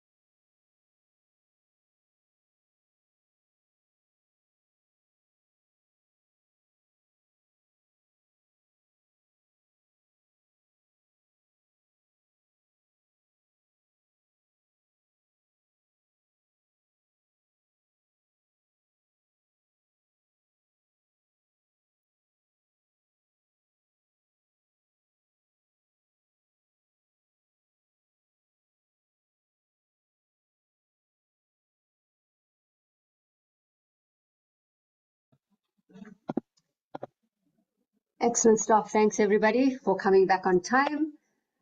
I appreciate everyone who's here. I know that we have quite a few questions from the chat. We have questions that came in when you registered for the session. And just to bring you back, we had a village conversation with our esteemed leaders in the sector who are shining a light on their experiences, the values and the perspectives of understanding the transformational, transactional nature of what it means to work in this space. Aman Meles, Norman Mpake, and Bernie Dolly, thank you so much for being here. You've heard their thoughts and the insights that they shared. We have some questions. I have a request also from the team to take 1 or 2 questions from the participants to voice comments, something that we receive. Cool. I am certainly going to do that. I just want to go through some of the comments we got in the chat. Susan Wilkinson, it strikes me that one of the key factors that perpetuates power inequality between Black donor and recipient or intermediary and the community is the priority we give to financial capital, the key assets of the donor. Could a key challenge to finding a more transformative approach be challenging the bias towards money? Could a key be to expand the notion of capital to include social, moral, intellectual, and reputational capital? That's an interesting one. Aman, you want to take a stab at that? And we'll bring it back to Bernie and then Norman. Or whoever would like to answer, actually. Thanks, Nazrin. I think that's an invitation for us, actually, to start imagining that when you think resources, we relegate this to just funding, yeah? And we need to be able to really look at the spectrum of resources that includes funding, and there are different types of funding, to being open to new ways of doing business in terms of delivering results. You know, public-private partnerships is an example, for example, yeah. Social entrepreneurship, and really, you know, looking at assets from a broader perspective. There are a lot of folks who bring all sorts of contributions that are not financial in nature to delivering results, yeah? I mean, the work that Bernie has done in terms of asset-based community development. You know, change happens not because we're throwing money to the problem. Change happens because we are harvesting the wisdom of the many. And funding is just one small instrument that philanthropy and governments bring to the table. So I think the comment made in the chat, you know, invites all of us to be open up in terms of really understanding solutions. What we have done in the sector that has been really problematic for me over the years is we have projectified solutions for our communities. We have packed complex issues and solutions into projects that are funded with a start and end. Projects are a means to an end. Organizations are a means to an end. When you go and sit with community and say, how do we solve poverty? How do we solve seniors isolation in a high-rise building? How do we solve, you know, youth unemployment? We quickly realize that this requires many people to have a conversation, not just money and funders. And so definitely, I think I resonate with that comment. The thing I would leave with people as they prepare for their break-ins, Nazarene, is what I said earlier on. It takes two to tango in terms of change here. Like, as we want governments and funders, philanthropy and others to change, what are we bringing ourselves in terms of our own change to the table? How do we be introspective as leaders to say, this is, and first step around change is to change yourself. Before I even expect you to change, I need to change myself. So what am I bringing to the table in terms of change, in terms of my culture, in terms of how I lead organizations, in terms of, you know, changing my own mindset, in terms of letting go of practices that don't work, in terms of realizing, am I part of the problem here? Am I perpetuating precarity in my organization? So how are you prepared to let go and change yourself as you expect funders and governments to change? If there are any questions, Aman, thank you for rounding that up. How do you change yourself as you move forward? And you noted many comments there, which I want to bring to Bernie and Norman. At this point, I'd like to encourage you, if you have a question in the audience, both online and here on the Zoom call, please raise your hand. You will be queued to be unmuted, and I will get the note of who is available and who needs to talk around it or ask a question. But there's something that I wanted to ask of Bernie and Norman, which Aman made reference to. Money is only an instrument in order to do something. There are many other factors which causes transformation. You begin with money, and then you need to create the environment to make the thing that you are transforming sustainable for transformation to continue. How do you ensure that, Bernie, Norman? What do you do? Because you've got to keep throwing money. It's like a business. You know, you got to have cash flow. You have to have a cash flow forecast of what needs to be paid and when and what's going to happen. How do you enable people in those spaces not to rely solely on money? You got to do with what you have right now as much as you can. Is that a thinking? So maybe I'll step in here, and I want to just acknowledge Susan Wilkinson Maposa on the group, who's a very dear friend and colleague who raised the question. So if you'll just allow me to indulge for a little while. One of the things Susan and I did together a few years ago when she was at the Graduate School of Business in Cape Town at the university was we looked at the whole measurement of time and the value assigned to time at a community level. So why is it that a consultant comes and does work with you and you pay them $1,000 a day, but the community worker who's out in the field and the village caring for people is not valued, and they will get $1, you know, and we for me, time at a community level was like, why is it not respected? How do you think all this work happens when we are not there? So that's the one thing, and maybe Susan can reference where people can read about it, but it was fascinating what we were discovering and how much value there was to actually time when we converted time into money and used that as an advocacy tool to actually lobby for support for home-based caregivers in a particular community where Ikala was working. So I'll leave it at that. But Susan's the guru around, she wrote The Poor Philanthropist. I think people need to really have a look at that and consult with Susan around that. And the other was, and I get so incensed, you know, and I get so passionate about this subject that I forgot the second question was, so Ikala's been the lead not-for-profit organization in the country for years, driving asset-based citizen-led development as the only NGO. And now, subsequent to that, in our relationship with the Coady Institute in Canada, we have a very close relationship with them. We got to name what we were doing. We didn't know what we were doing until we met colleagues from the Coady Institute and realized it was actually called asset-based. And it alludes to what you say in Emmanuel. It looks at the range of assets and that money is the converter. So in all the communities where we enter, they are already active. They're already doing things.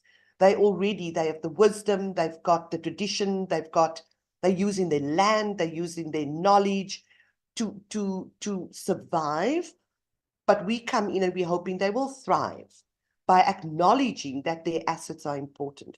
And so taking the emphasis around money. So Ikala then co-invests in their aspiration and will not change what they want to do.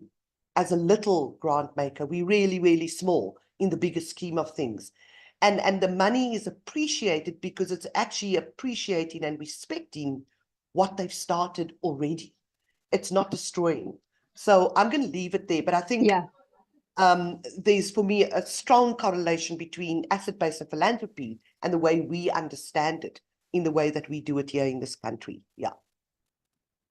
Yeah, I really love that point about framing the modeling around the outcomes quite differently from the typical standard. I give you this, you do it, and we're done. Norman, I would like to invite you to share your thoughts there on what Emmanuel, Aman and Bernie were speaking around, and then we will bring Susan Wilkinson on to elaborate on the point that she made in the chat. I wish Susan had spoken before I speak, because now I'm having a fight with myself around organizations that are requesting people to offer volunteer hours instead of them giving money into an organization. So that model does exist as an alternative to funding. But it's a word that was used earlier on about disabling environment. And I laughed because in all governments departments, they say governments create an enabling environment, and then they have funding. And then they decide to implement on behalf of agencies or dictate terms because they think enabling implies driving the message, driving the position.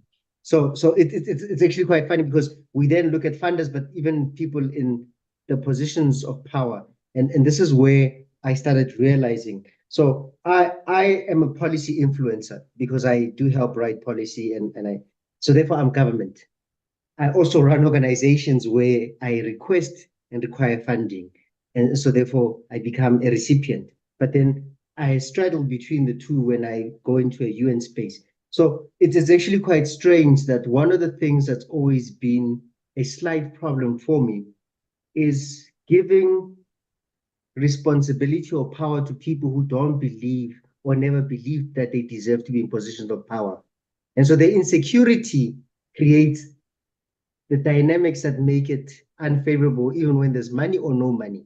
Because when you've now got a title that says, I am chief director, and I don't really believe that I'm a chief director, but I have to hide that I don't believe I'm a chief director, the abuse of that, whether it's money or not, becomes a relationship breaker and an influence breaker. So it's whether there's money or no money, the human element is one of the things that we have to then try find a way to address that.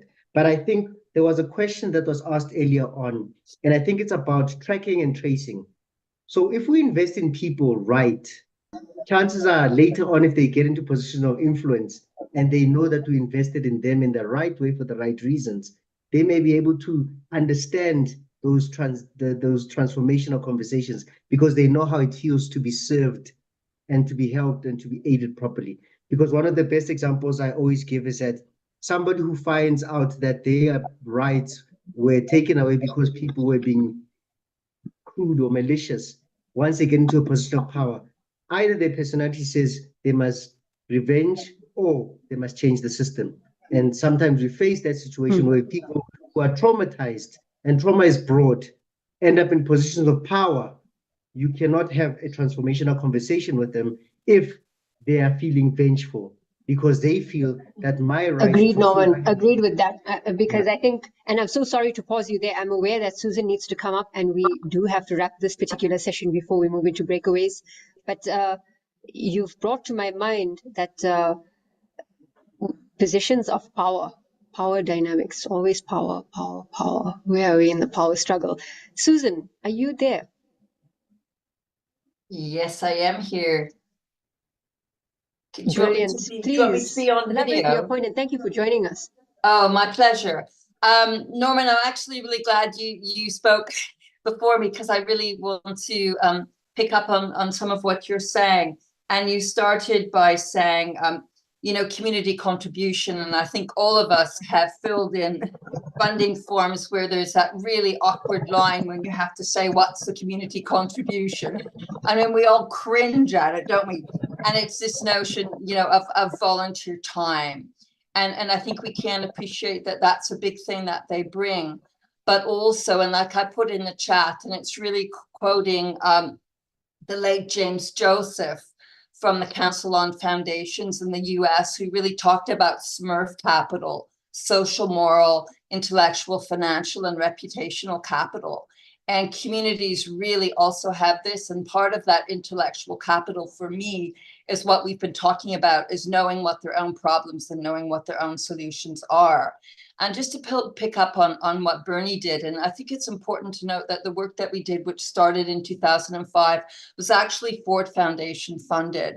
And for 8 years, they really gave us incredible support where the university and intermediaries like Acala Trust and communities, and like Bernie mentioned, HIV support groups and a whole range of community change makers, we really worked together to try to make this distinction between philanthropy in Africa, something that's being done to us, and African philanthropy, and really looking at traditions and practices of giving and reciprocity and solidarity. And so that was the context of this. And just I'll just end by pointing to one thing that Bernie mentioned. We had this real privilege of working with Jensenville in the Eastern Cape to develop what we call the community calendar. So that community groups and volunteer groups, it was for a month, wasn't it, Bern? They sat down and they just looked at what did they contribute in terms of, as Bernie said, volunteer time, also in terms of material goods, like a local business would donate a tea set to a raffle, which then the community would buy tickets on, and it would generate money. And so we looked at this for communities to really appreciate. And as we all know, in South Africa and all around the world, is community groups, they might get funding from government or from a donor for month 1, 2, 3. And at month 4, the funding ends, but they still work month 4, 5, 6, 7, 8, 9, 10 in the hope that something comes around.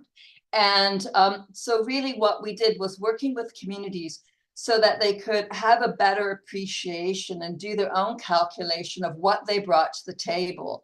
And then we're even so bold as to try to impute a financial value to that, to be able to say these volunteer hours or someone giving a volunteer a lift to get communities so they can do their work. You know, those things really, so we actually put a financial value, and the idea was to really support communities in coming to the table with local government and even among themselves with a much better sense of what their equity was. And so to not be sitting there with their hands out, but really their fists up saying, this is what we bring. And it really empowered people's voice. And I can, you know, share with you later where, you know, we documented all these case studies, all these materials, and it's a very simple idea that would need to be adapted to a range of contexts, but it's very transferable because the idea is so simple. Susan, thank you so much for that insight and for elaborating further on your point from the chat. It is wonderful to have you join the end of the conversation, what actually wraps up this particular session.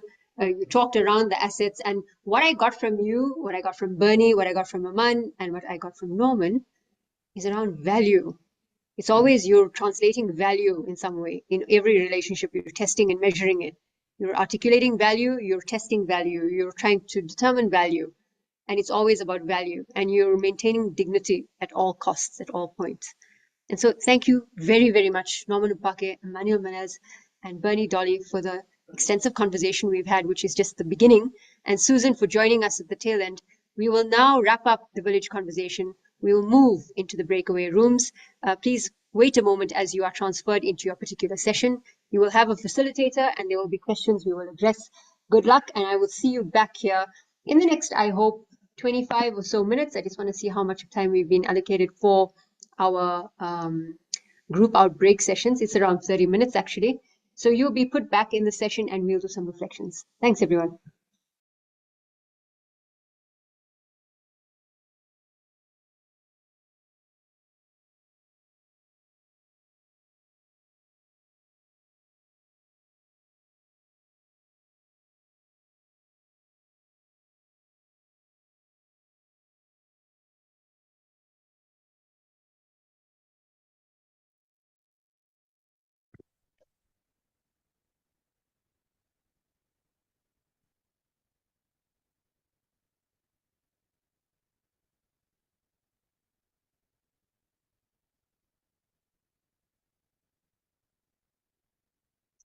Good morning, everyone, or good afternoon, good evening, maybe. Hello. Good afternoon. Hi. I'm not sure if you can all see me. We can. Yes. Hi, Jonathan. Hi, Aman, Patrick, Rodney, and Veli. Welcome to this. Maybe let's give like just 10, 15 more seconds to see who else joins us. My name is Neil Kamfer. I'm part of the team that's involved in putting the dialogues together. So we welcome you to this this little breakaway group.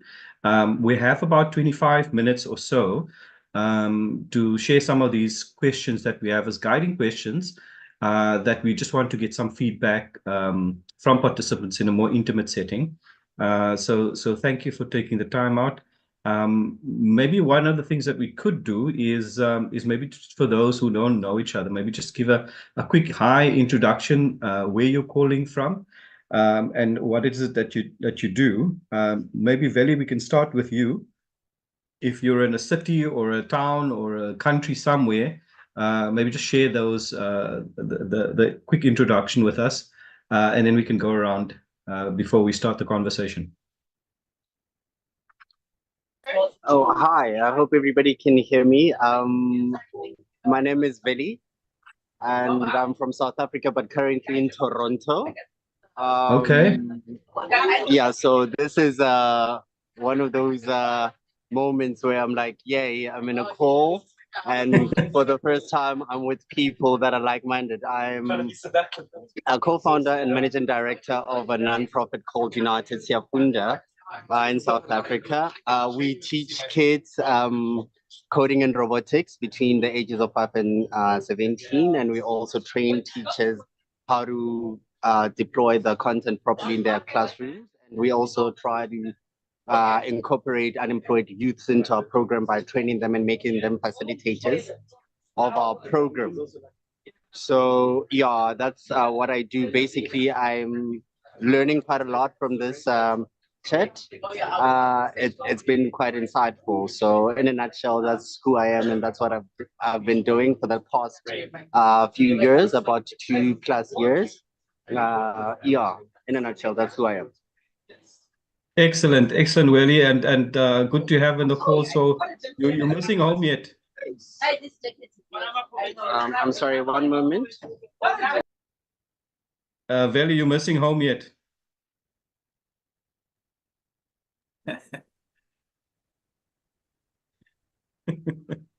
No, it sounds very excitable where he's at. Jonathan, just for those on the call who don't know you, a quick hi and where you from? Yeah, hi everyone.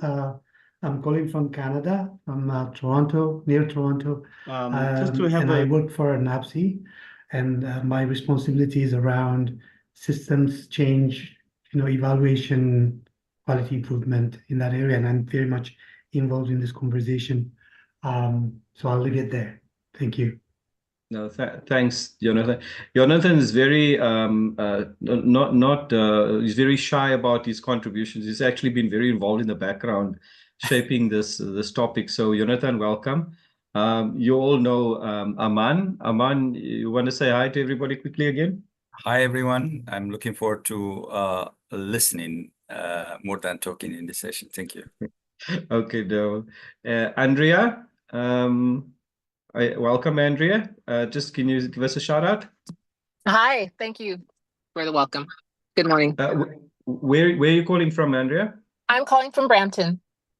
Okay. And just what do you do for a living? I'm with the Black Education Fund today. Okay. No, that's great. Patrick Cole? Yes, good afternoon, everyone. Good morning, good afternoon, depending on where you are. I'm in Toronto as well.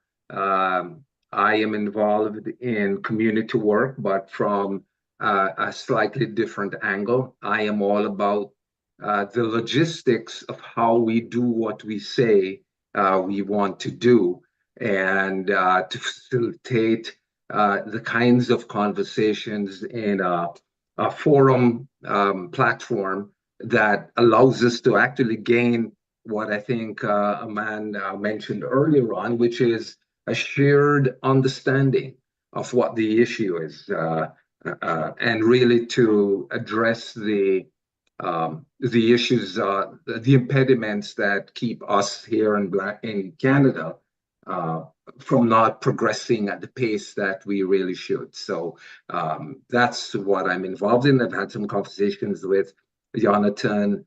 I know Anika as well. And so a pleasure to be here. Excellent. Thanks, Patrick, for your comments on the chat as well and for your responses. Rodney, welcome.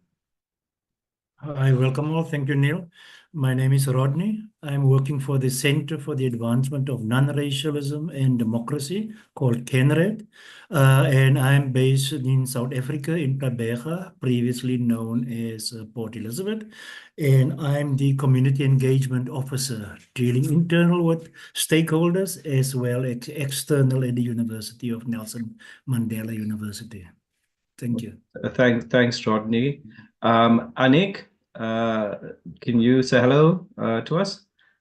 Yes, certainly. A good day to everyone. I recognize some faces and names in the room. So my name is Anik Silencieux. I'm based in Toronto, and I founded and I lead an organization called Support Black Charities. So essentially, we support and empower Black-led, Black-serving, Black-focused organizations to become sustainable and self-sufficient, to be able to create generational impact. I know we always talk about generational wealth, but there is such a thing as generational impact as well, to see our community grow. So our organization, we initially were just a directory of charities, nonprofit, grassroots all over the world, not only in Canada. Wow. But now we've moved on to really having tangible programs and initiatives to be able to help different organizations. One of the most popular programs that we have now is the Business Development Assessment for Nonprofits. And I know in the conversation already, we talked about it's not always about money, it's about building social relationships and helping our community to be able to manage and be able to receive the funds. So, but the thing that I'm really excited about today and these days is, and why this conversation is so key, is because August is Black Philanthropy Month, and this is a great conversation to be in, to understand who's doing what, where, how, and I'm happy that I'm privileged to be in this room and learn a little bit more. I'm specifically looking for information on the Black philanthropy is twofold. I find it's outside the community, how people see us and donate to us, and we've been historically unfunded, but also within our own community. I know we have trust issues, and so how do we overcome those trust issues to foster relationship between us, the Black ecosystem, to generate Black philanthropy within us? And so it's a layered conversation, and anything Black philanthropy, anything Black, to tell you the truth, I'm always interested in learning. So I'm happy to be here this morning. Thank you. Excellent, my dear. And I think we've got one more participant, and he's an old friend of mine, Aman. He was a student with me, Mzakaise Binza. Can you say hello to everybody? Back then we called him Shakespeare. Shakes, you want to say hello to everybody? You're mute, bro.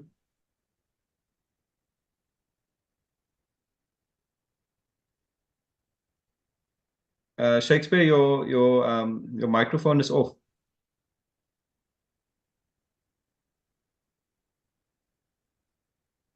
Oh, this thing just there you go. There you go. You're on now, bro.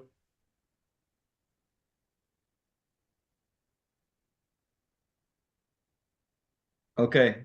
Shakes, we'll give you a minute. When you're ready, let us know. So we can you talk now?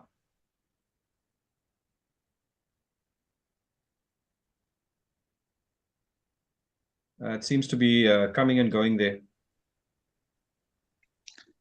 Can you hear me now? Yes, welcome. Thank you, man. Good afternoon, colleagues, friends, ladies and gentlemen. My name is Mzakaise. I'm from South Africa, Gqeberha. Yeah, long time, Neil. It's been a while. Yeah, this is a very interesting theme that you guys came up with, and I think it's very important that all of us converse on it and join. And just like the last speaker said, to make a generational impact.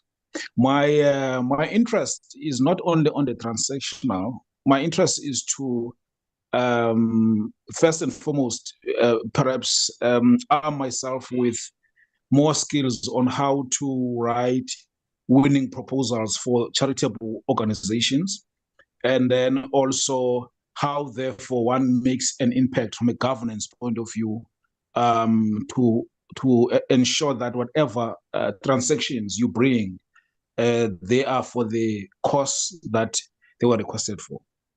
Sure. Thank you. Sure. Thanks, Broer. Yeah, so we have just 3 sets of questions, and each of the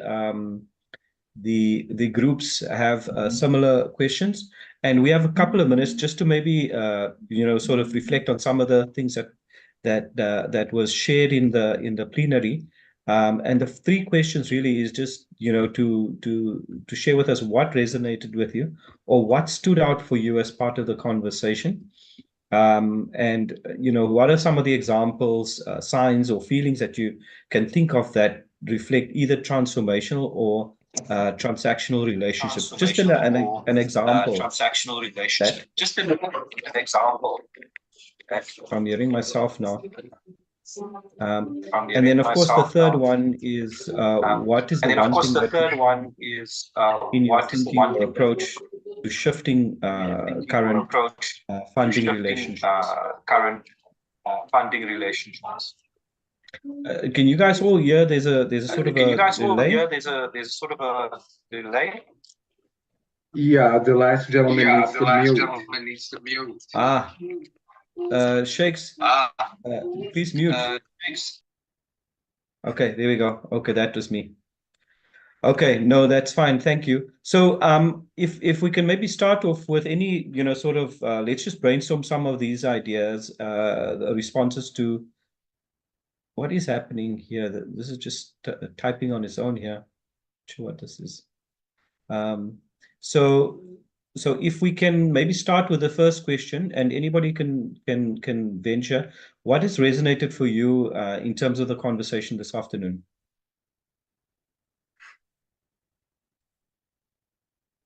Anyone? Neil, I just put a sticky there. So okay. Oh, that's thanks, Jonathan.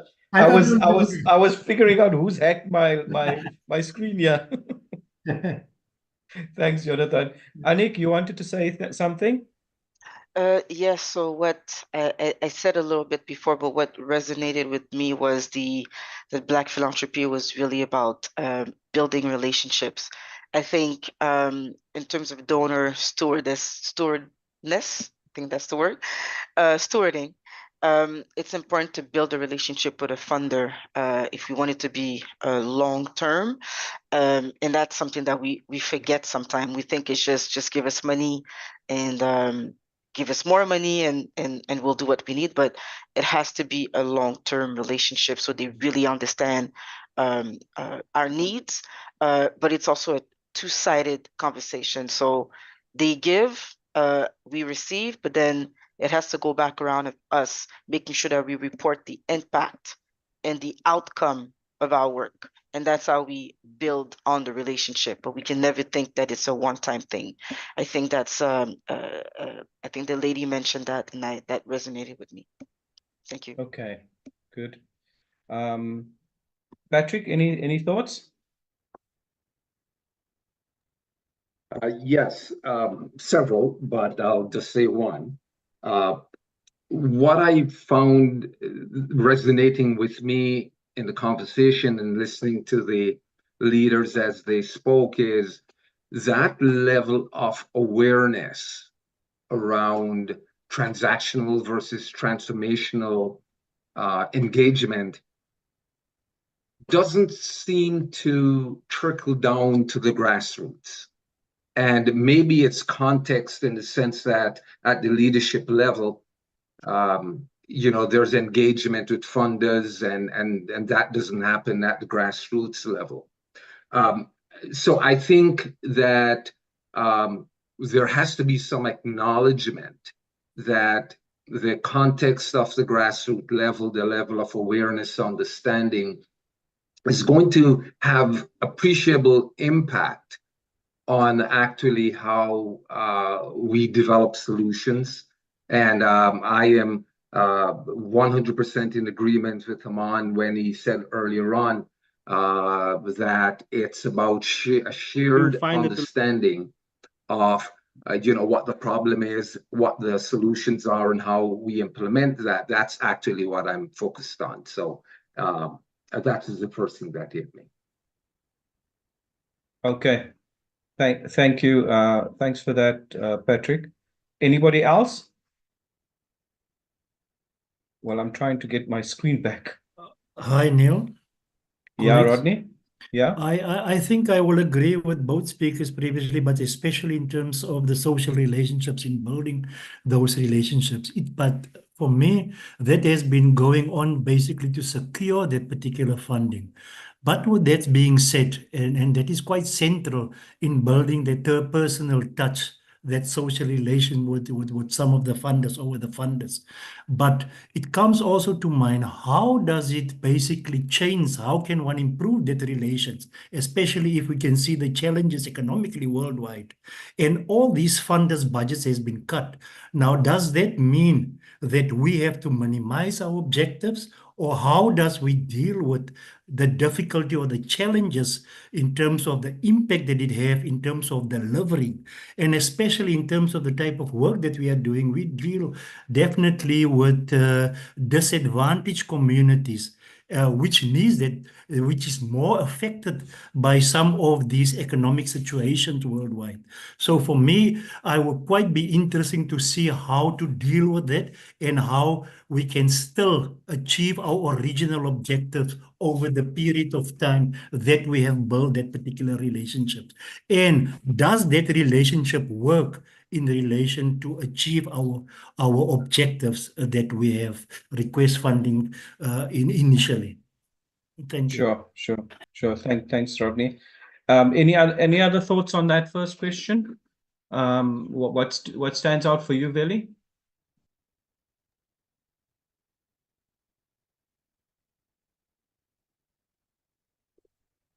Hi, Veli.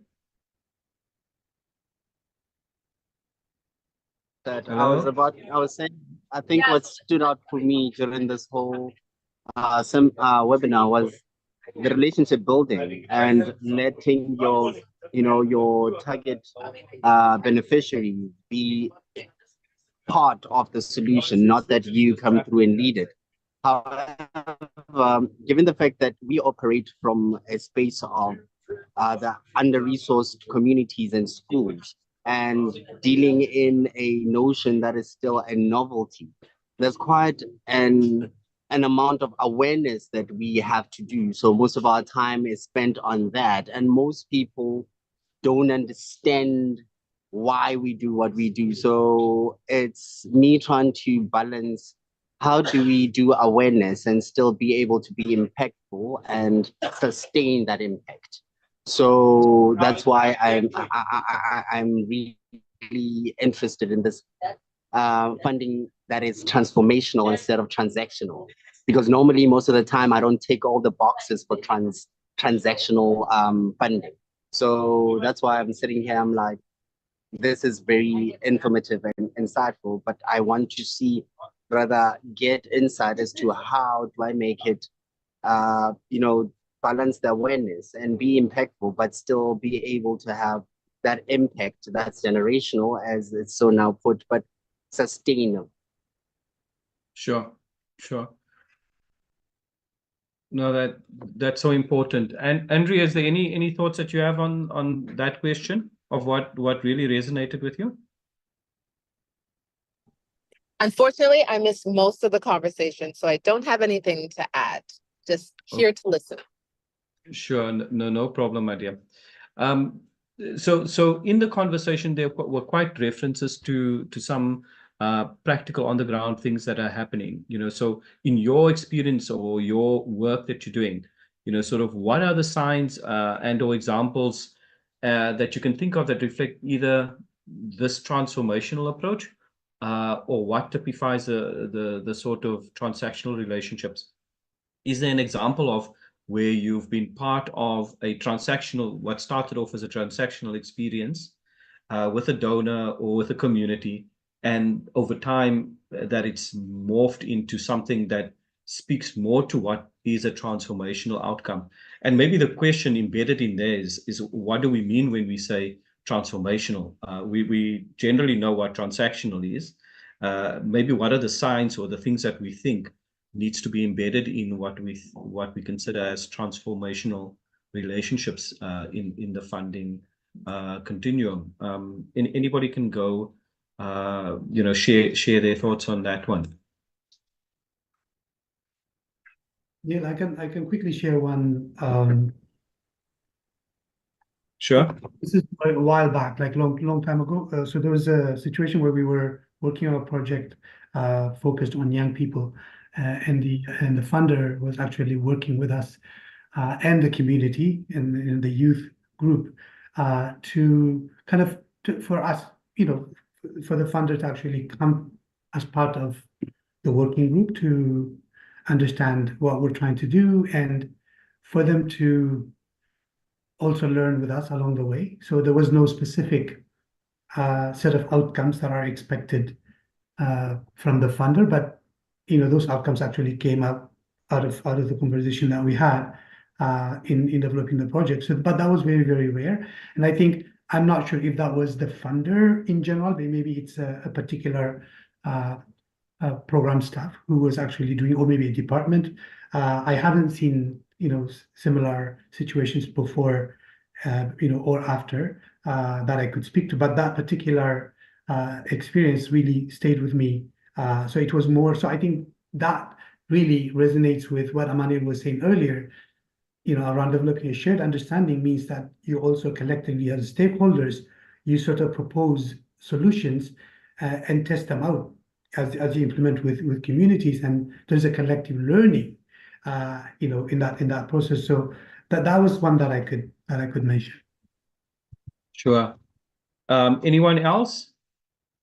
Any example of how that worked? So I do have an example. So in 2020, when everything happened with the increased attention on racial inequality due to George Floyd, there's an organization in Canada called Charitable Impact. They are a donor advised fund, so they reached out to us and they wanted me as the executive director to be the ambassador of the Black community in Canada. They had an impact ambassador program. So I think the relationship started as transactional, because at the time in June and July 2020, where every corporation or entity was trying to say, yes, we support the Black community, they saw my organization and saw me as, yes, let's have a Nick on there, and now we can check the box that we are with the Black community. So it definitely did start as a transactional. And over the years, I have to say that the people at the organization, they continued following us a little bit and saw that we've evolved and continued our work, and not only in Canada, but internationally. So last year, where the things changed a bit and became a little bit more transformational, it's because they asked us to actually come to their company and give them a talk on what Black philanthropy is. So they are a philanthropic company, but they didn't know about Black philanthropy. So I thought that was definitely an opening for me to be able to go and speak to their employees about their role and what they can do, and really give them the history. And that led to now we are in different conversation, which I think is really transformational, because they want us to create a fund where obviously their donor advised fund would fund, and then we're working together on creating an action plan, and we decided to use food and security. There's several topics in the Black community that we could have taken, but we chose something that would work well. So it's just to show an example of something that started as transactional. They just wanted to check a box like everybody was doing in 2020. And slowly they saw what we were doing and were interested in doing something a little bit more transformational. So now we just signed an agreement to do something for the next 3 years. So I think it's a great story and how things can change.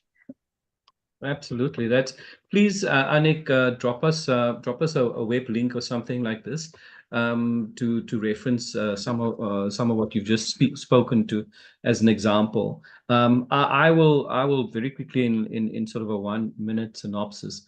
A few years ago, about 12 years ago, I was head of a civil society organization in my community, and the government came to us. Provincial government actually said, "Hey, we have unspent money. Please, can you do something in this area? But please let it be about public health." And so they were very clear about it, and we ended up having to think very deeply about firstly accepting money. Because it was a provincial government, and as some of you on the call will know, all government funding very often comes tied with a lot of conditions, terms and conditions. But what I've experienced was the complete opposite to what the normal run-of-the-mill things were. And so we received a bunch of money to work in a very destitute area that is the highest in crime rates across the province, actually, and has double the homicide figures, double attempted murder figures, double everything on a checklist that shouldn't be there. They've ticked off that, and we had to do a public health awareness campaign. And not once did the provincial government actually ask us anything, come to any event. We had to actually beg them.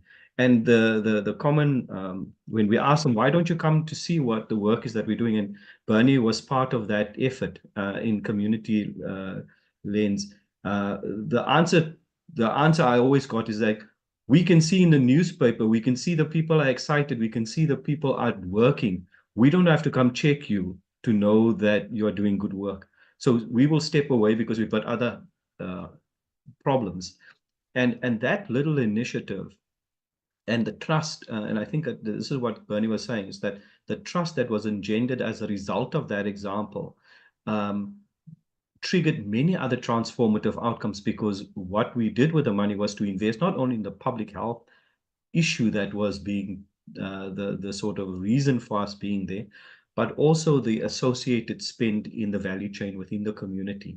And that created a groundswell of support for quite a number of things that were triggered, which to this day, we can see has transformed individuals and institutions in that area.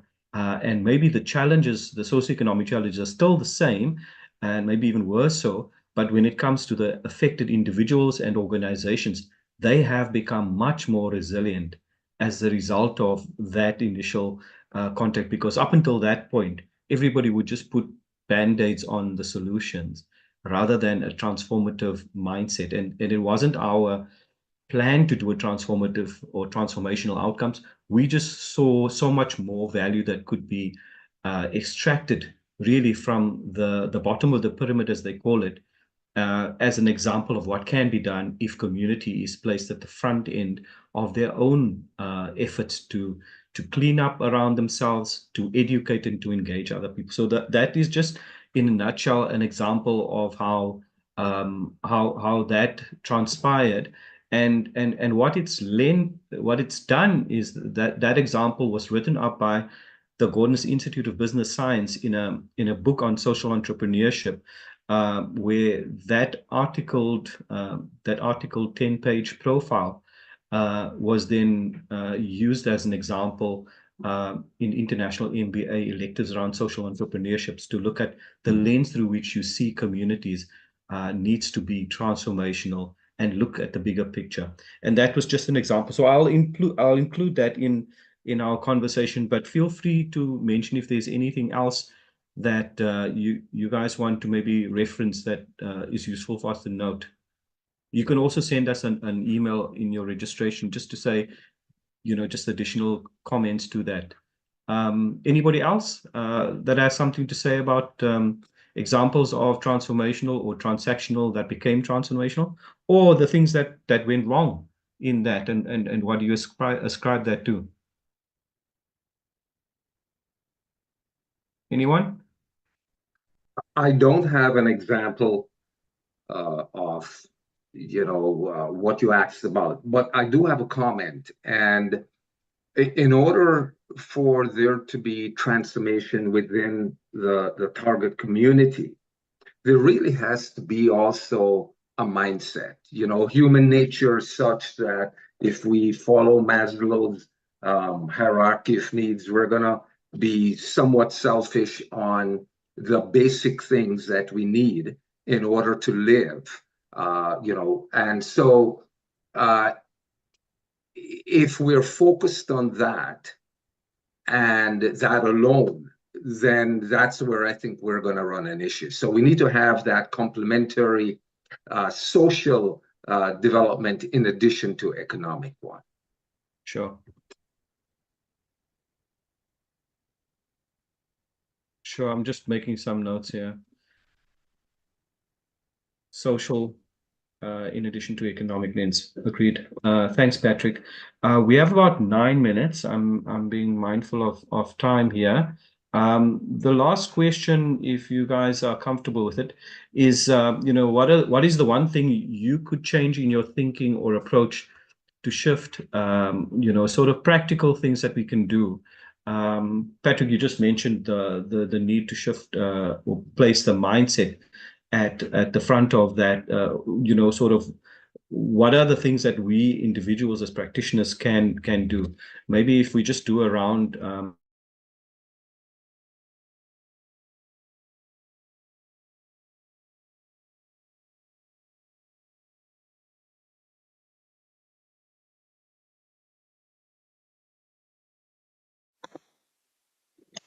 I suppose that's my cue to say that everyone's now joining the main session after being away in the breakout sessions where we talked about what resonated with us, some of the reflections, and one thing that would shift your current thinking around the transactional relationship or the transformational relationship.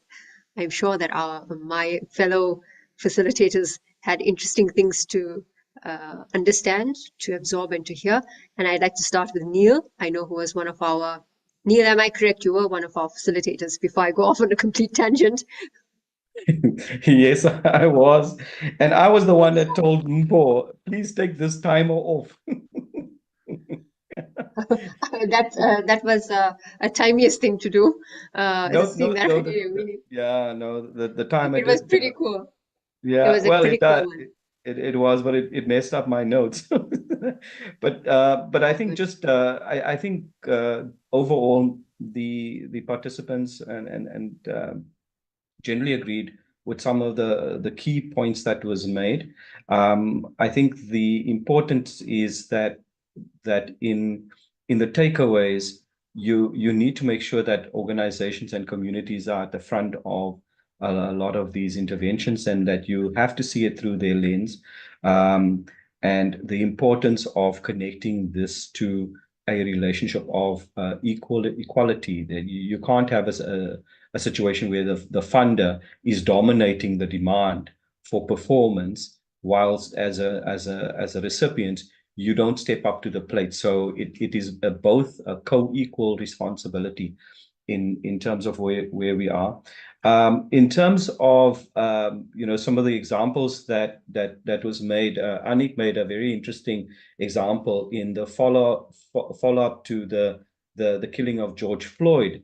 Raised a lot of examples of there was a lot of public outrage and the need to get Black communities to stand up for their rights. And in Canada, she was approached to be the spokesperson for the campaign. But this is now, and especially in the COVID period, 2020, this sort of became a conversation around a transactional example that now has moved into a more longer term transformational outcomes, because the company that approached the organizations to be involved have now become the recipients of that local knowledge and local perspective, and in doing so are receiving funding now, which they define as things that is important for the local communities.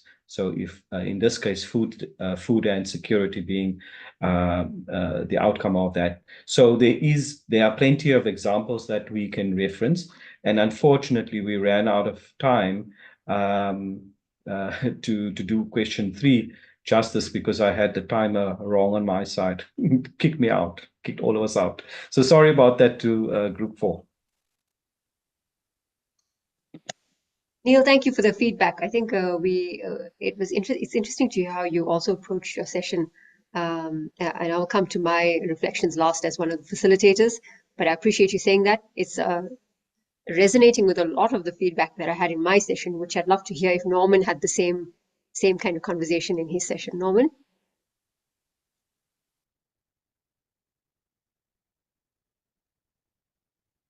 I think that's a session struck a statement that was made that says, because you are in a non-profit organization, you should not be earning a lot. And the question about retaining talent within an organization and how you contribute to the community that you're contributing in.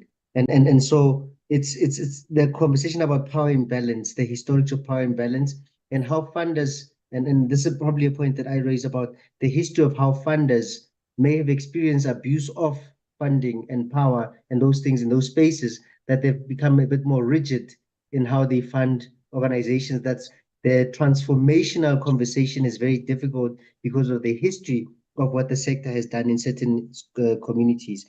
But I think it's really the question around operational costs. How do you make the organization that we're supporting become sustainable versus that organization becoming dependent?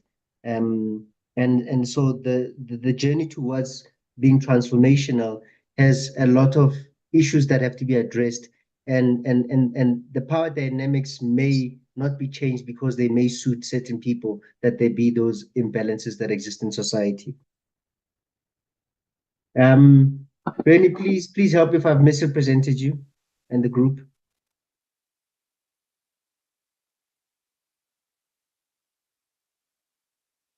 No, I think you did well there, Norman. But one of the questions that we often get asked is that, so how much of what you actually, asking for is actually cascading to real community difference? And I don't think we've well, certainly as an organization, we haven't worked that out. But if you're having this kind of operational cost that you're asking us for, what is the value chain? What is the benefit? So it's much more around impact analysis, kind of benefit, but you can't do that with a project. If a project is 3 months old, how the heck can you do that within 3 months when you're looking at shifting mindsets and paradigms? And so that's the frustration. But donors currently want to see that like immediately, which is like really difficult. And that was one of the questions on our group as well, is that this whole thing around how do you justify that? Your infrastructure vis-a-vis supporting community organizations, which is, as I say, from ICALIS, that's our reality. We constantly ask, like, why should you need a new laptop? Why should you be doing this? Heck, yeah. So there's, and the one kind of thing which wasn't maybe raised was, is it charitable welfare or is it developmental and transformative? And kind of weaving yourself in between. And we saw a lot of money coming our way during COVID, and because it was immediate emergency response, but we also saw value in the community kitchens that we were supporting that were not just going to benefit from that short period of time, and that potential to become developmental, transformative organizations. And then there was no more money. But we had committed ourselves to kind of not money, but supporting. Nobody else was supporting that, but we were giving ourselves to these people who had come together during a time of crisis, and we continue to support them. So it's really, really difficult. But transactional can lead to amazing transformational processes. It depends on the culture of the organization. And one of the challenges I put in my group was like, so where do you stand in your own organization? How much power and decision-making and influence do you have to be able to say, no, we need to shift and change. I'll leave it there.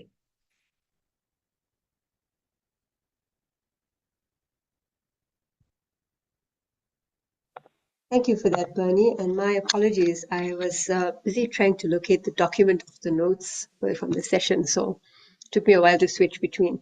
Alan, before I come to you, Bernie, you mentioned you addressed the question: is this just charitable aid, or is it developmental, transformational impact? And it reminds me of. You see now in this, you've had an example in your head and it's just gone out of your head. It reminds me of something which I will remember shortly and I'll come back to it. As soon as Alan has spoken, it will come back like a shot. So Alan, where are you? I'm right here, and hopefully I say something that will trigger that memory or that Thank thought, you. because no doubt it's valuable. So thank you firstly to the group that was I was in the breakaway, and I'll be brief because a lot have been said. When we looked at sort of what has resonated and what has stood out, it's sort of that when we think about shifting from transactional to transformational, what that does is it allows us to work differently. It allows us to talk differently to each other. It allows a different type of relationship as opposed to the same things that we've been doing, the same conversation. So moving from transactional to transformational basically represents a new way of doing things, a different way of doing things, which is not always easy. But we alluded to some of the data about the stats that just have not moved. So clearly there's a way for us or a need for us to think differently and to work differently. The other thing that stood out was about, and this question about value, the value that the organization brings and the work that's being done on the ground. I spoke about it a lot, how that brings value to the relationship, and comparing value to value and being able to actually articulate that value is so important. When I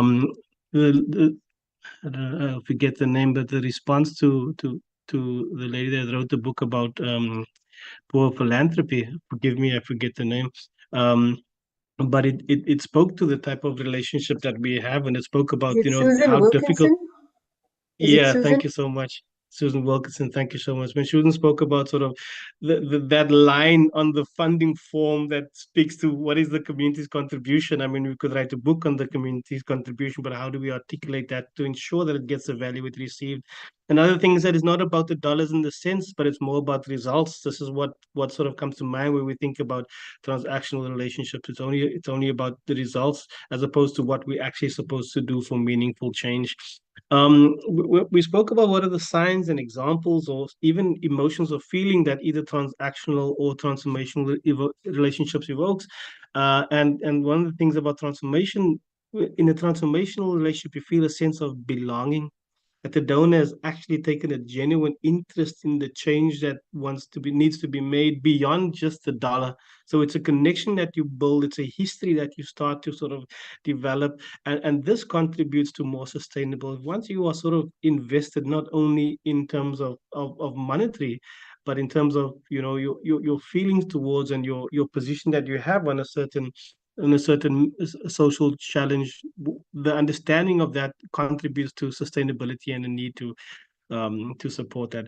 Transactional, on the other hand, it's like when you get funding but no support beyond that. There might be a report, but there's nothing in between. There's no feedback. We've heard examples of, giving the report, but then you hear nothing back. COVID was again mentioned in the context of how that sort of almost set a trend of emergency funding, giving out funding without an understanding of the change that needs to be made or the longer term game. And one of our group members said it's like you're throwing something into a pot, but you don't know what you're throwing into the pot, right? And then a few more things, because I'm taking longer than expected, is like, how can we work together further 3 to 4 years seems like a long time, but our challenges are much more deep rooted and systemic than that to only solve in 3 to 5 years.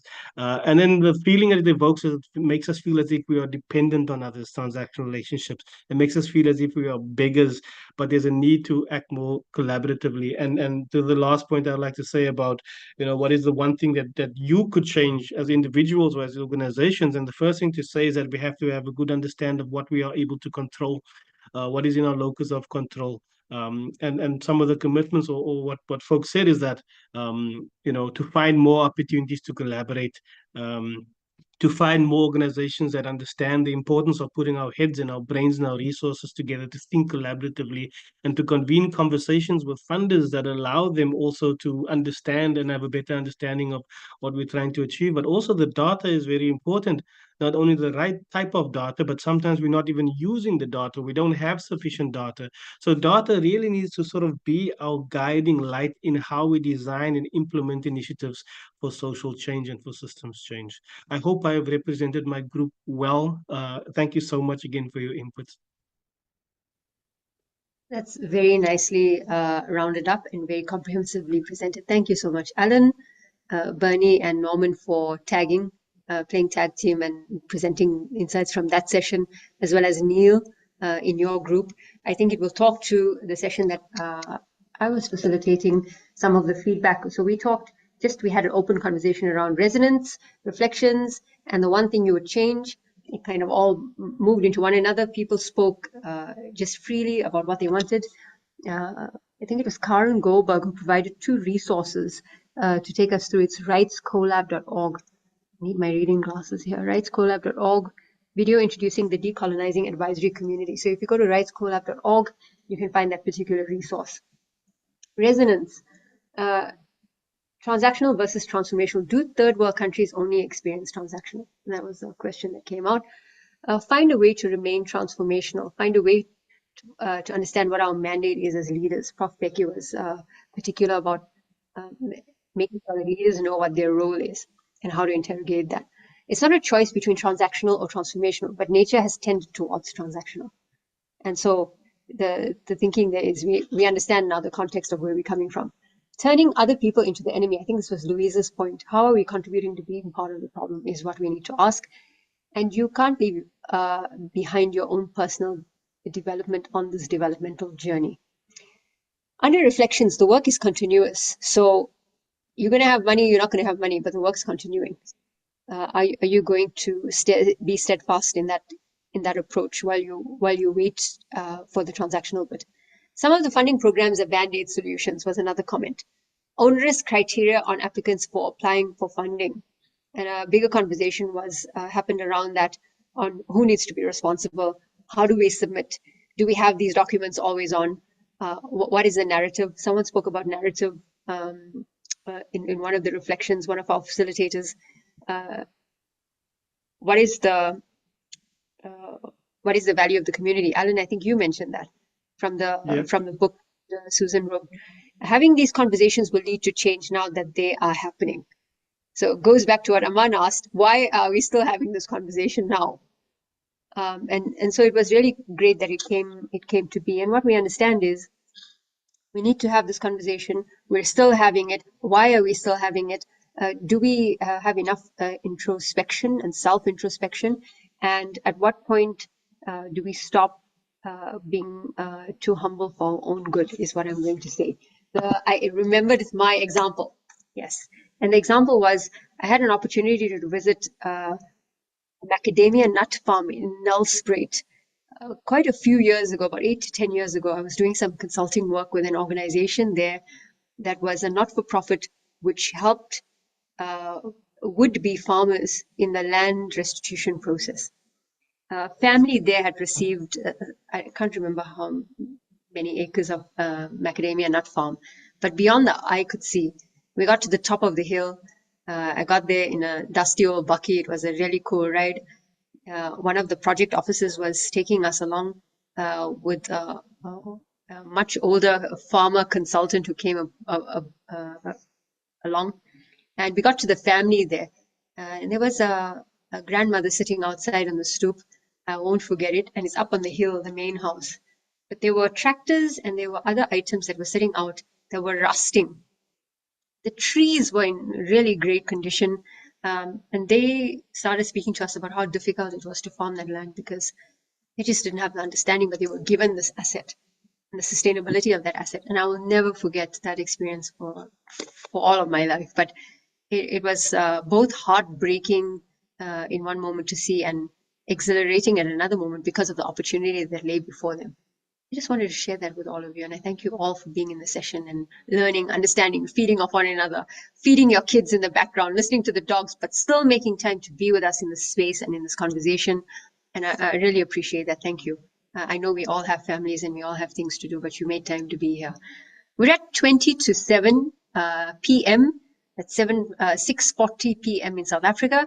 I would imagine that's around, I think, 12:40 p.m. in Canada or abroad. Please correct me if I'm wrong. And that means we now head to the closing. Thank you, Diane. I appreciate that. We head to the closing. And for the particular closing, just go back to my notes here. I'm making reference to the correct team members to bring them across.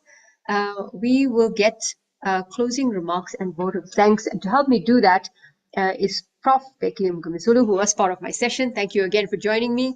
Alan, who you heard as one of the facilitators, Alan Busak, Senior Coordinator, Strategic Initiatives and Dialogue Convener at NAPSI, and Neil Camphor, of course, Managing Director and Dialogue Convener at CS Business Group.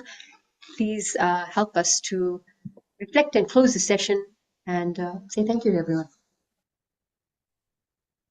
Thank you very much, Nazrin, for handling this event so eloquently. Even though it happens at different time zone, but you remained active throughout. That is quite appreciated. On behalf of Conrad and Nelson Mandela University, it gives me great pleasure to take this opportunity to thank all of you for having participated in this event. We really appreciate that. More especially, I would like to express a word of appreciation to Neil, who has been our link person. And I must add, a capable and a dependable one for that matter. He has done a sterling job throughout this process. As people of Africa and in the entire diaspora, the challenge of finding meaningful dialogue and connections towards our common challenge is a role all of us must play to ensure that the continent at large realizes its potential and also its future. We are not only bound to social, political, and economic challenges, but we are also linked to the opportunities inherent in our cultures, practices, and learnings, which have the potential to take us, to enable us to advance a new narrative on how we engage the world on our own terms, as opposed to being dictated to by other people. In our case, being associated with Nelson Mandela comes with a huge responsibility. We execute this responsibility because of platforms like this, where we're able to learn a lot and capacitate ourselves. And we do this through our teaching, research, learning, and of course, our innovations, which transcend the geographical boundaries, which is why we're talking not just about Africa or Africans that reside in Africa, but also Africans in the diaspora. Natural universities, in fact, have multiple identities. So it doesn't surprise us that as a university, we have to respond to all those identities. As Conrad, we are privileged to have been part of co-convening these dialogues and walking this journey in the last few months. From the first dialogue held in April until today, we recall some of the powerful statements that have been made by the presenters that were invited to make some presentations at different moments.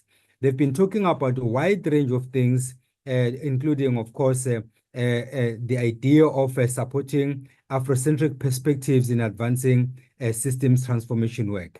This is not something that one always gets. So when one does get those kinds of inputs, we do appreciate that. In particular, we remember the call that was made affirming unpacking leadership approaches to systems transformation, which was part of theme 1, which was held on the 30th of April, 2024. We were reminded that a necessary precaution of social change is leadership that gets it. In other words, if we don't have a leadership, we may have all these brilliant ideas, but if we don't have people who are going to implement those ideas, whatever we have in mind will be a futile exercise because it's not going to amount to anything. So we do appreciate then the role that our presenters have played, and also the different leaders in your different spaces who have participated in these dialogues. We also recall during the second dialogue, which was held on the 12th of June 2024, by our keynote speaker, who also happens to be our Chancellor, that is Dr. Geraldine Fraser-Mleketi.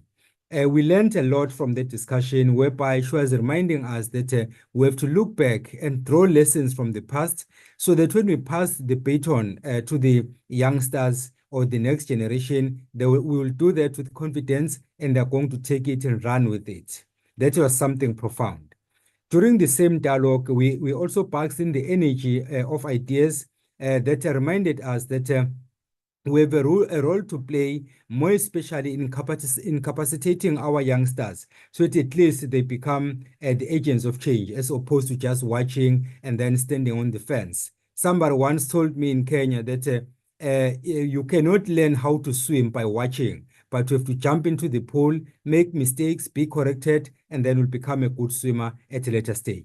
We got contributions from the youth from Canada, Kenya, and South Africa, and they amplified their voices in that particular session, and making sure that they remind us about the role of the youth in preparing this continent and Africans in diaspora for tomorrow. These are in fact our future leaders, and therefore their voice matters.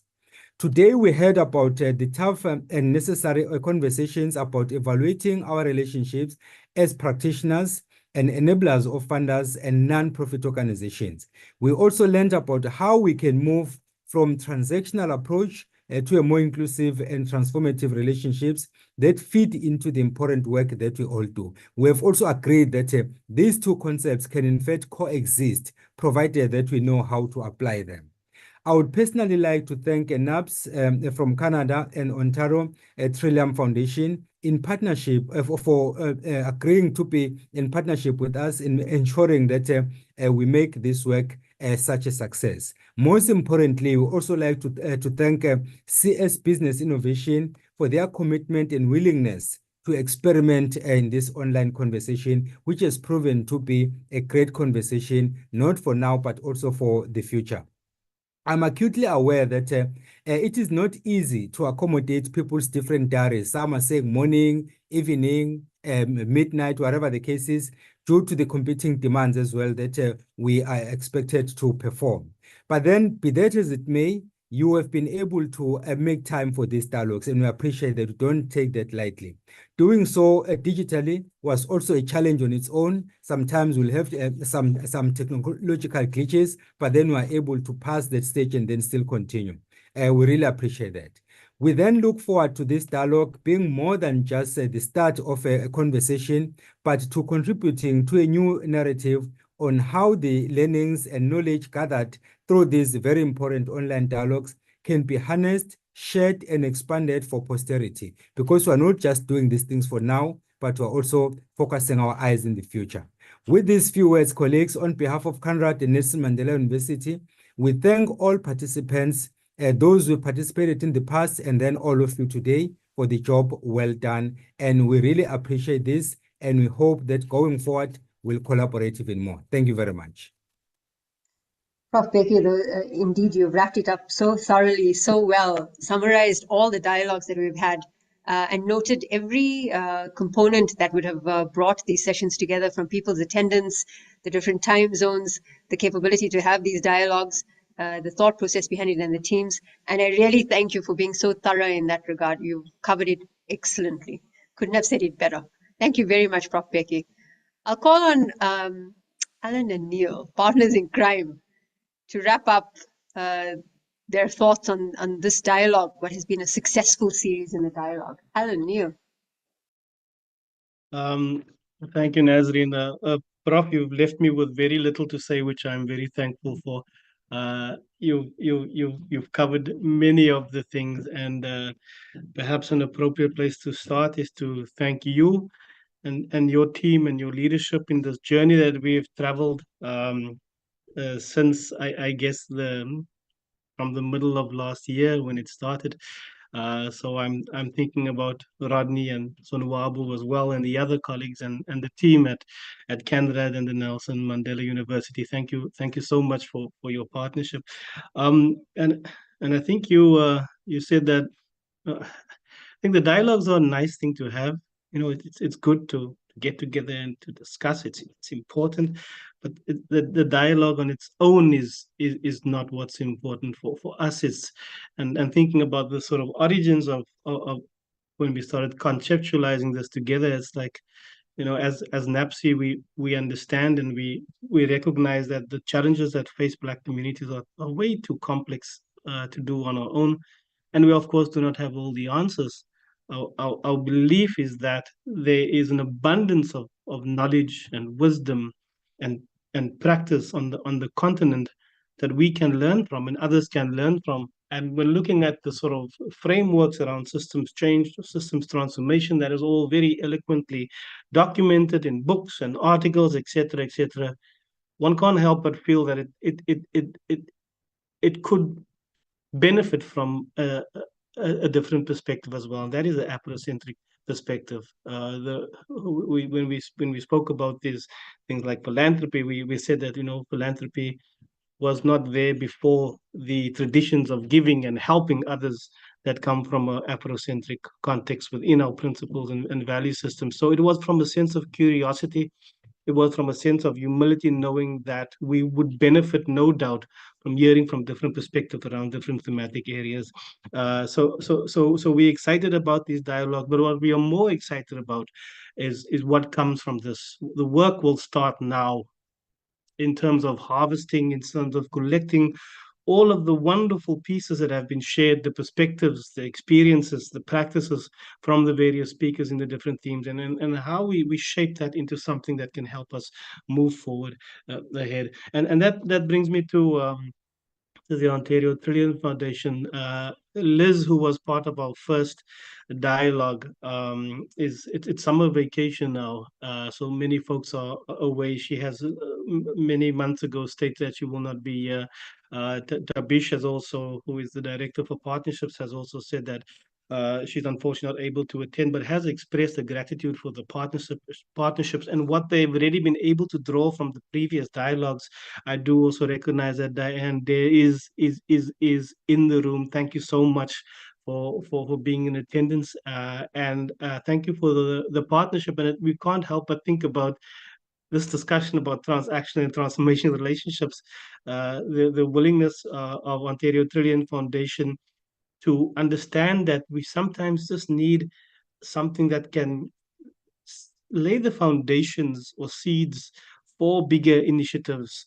And it starts with these dialogues. This is why we say, and Prof has echoed these words, that the dialogues are really just a start. So many thanks to OTF and the colleagues over there. Serious Innovations, thank you, Neil. And it's been wonderful working with you, and I look forward to this part of the work now, which is really exciting. And it's wonderful that we always have this sort of environment where we are allowed to share our different opinions, our different perspectives for the purpose of a greater good, if you will. And I think that's very important. So thank you to you, Neil. Thank you to Concept Africa, to Chengetai and the team, to Mpo and Marco, and if not most importantly, the participants who have been with us, maybe for this one, but for the previous dialogues as well. It would be very, very boring if we had just us and no participants. It'll just be a discussion between ourselves. So the participants really make the conversation. Thank you for those that are also following, on YouTube and on Facebook as well. Thank you to the NAPSI team, all of who has had a part to play in different roles from the conceptualization of this. They have been integrated in this, and our appetite for learning, I think, is what we always want to maintain, and we continue to build on this after dialogues as well. So now, Neil, I'm going to give to you, and you will cover all the people that I've maybe forgotten to thank, but big thanks, and forward to being in touch with all of you in the future as we continue with this journey. Thanks, Alan. Much appreciated. Yeah, I don't want to be the person between that stops people from going to sleep or getting to lunch. So I wanted to say thank you to everybody. Alan, look, so Alan, when Alan calls me in the middle of the night and asks me his afternoon, my evening, Neil, what do you think of this approach or that approach? My first thing is, Alan, can we speak about this tomorrow morning? Then I know, of course, this is a different thing. But thank you for all the time, input, and the energy, and for the trust in working with us on this project. Alan and I have not. This is not the first time that we've worked on projects. We worked on youth projects in different spaces. And so for me, it's always a pleasure working with somebody across, this time across the Atlantic. Our previous speaker spoke of a transatlantic dialogue is very different to what it was a couple of 100 years ago. It was a very different transatlantic conversation, not even a conversation. So the fact that we've gotten so far is very important. So thank you to Alan and Aman and Jonathan, Sarah, and the team generally for all of the things, and for the CANRAD team that's been backstopping us, and then with Chengatai and the technical team that's behind all of the work and Paul and them. So thank you. I just have to say the last bit, which is that as with all good transactional versus transformational processes, there is reporting, and there is accountability, and there's governance processes. So one of the things that is an absolute pleasure for me to be involved in is not just in the dialogues, but also capturing some of the things that we have surfaced through the last 3 dialogues. Over the next month, we will take the cumulative value of these inputs, as well as some research pointers that speaks to reinforcing and or asking more questions around what the output of this document is to put a knowledge product out as part of a practical. We have been doing so consciously throughout the dialogues. So we've been doing podcasts recorded from. Marco has been doing the recording, but we transcribe it, we write it up, and we simplify the reporting on it. But we will capture all of this into a series publication or a knowledge product that we will work with CANRAD and NAPSI on finalizing. And then that will be available to all participants in all organizations, really, to just learn as we are learning about these conversations, and also to share this with other people in other spaces. So that is what you can hope to see. The social media platforms will be there. We'll communicate some of that, and in our hope is that by September, that published document will be launched and shared with some of the recommendations that has been coming through the dialogue. So all of that is to say thank you from all of us for your participation, your commitment, and your time, and your experiences, and sharing your stories with us through the last couple of months. And we look forward to working with all of you in one way or another.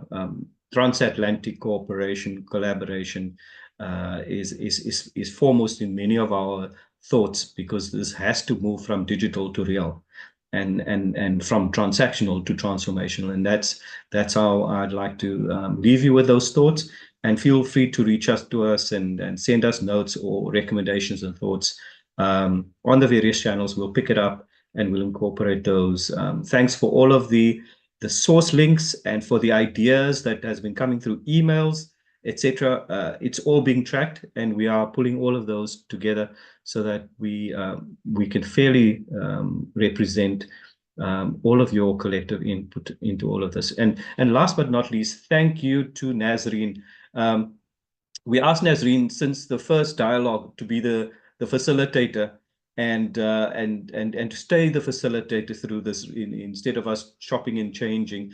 Thanks for your professionalism. Thanks for your presence, and thanks for your courage in asking tough questions and or stopping us from going too full-blooded in our conversations, but keeping us on time. And thank you very much for all of the work that you've done, Nazreen, not just in South Africa, but in the African continent, in your space. And thanks to everybody. Over to you, Naz. Just to round up and close up, that's it.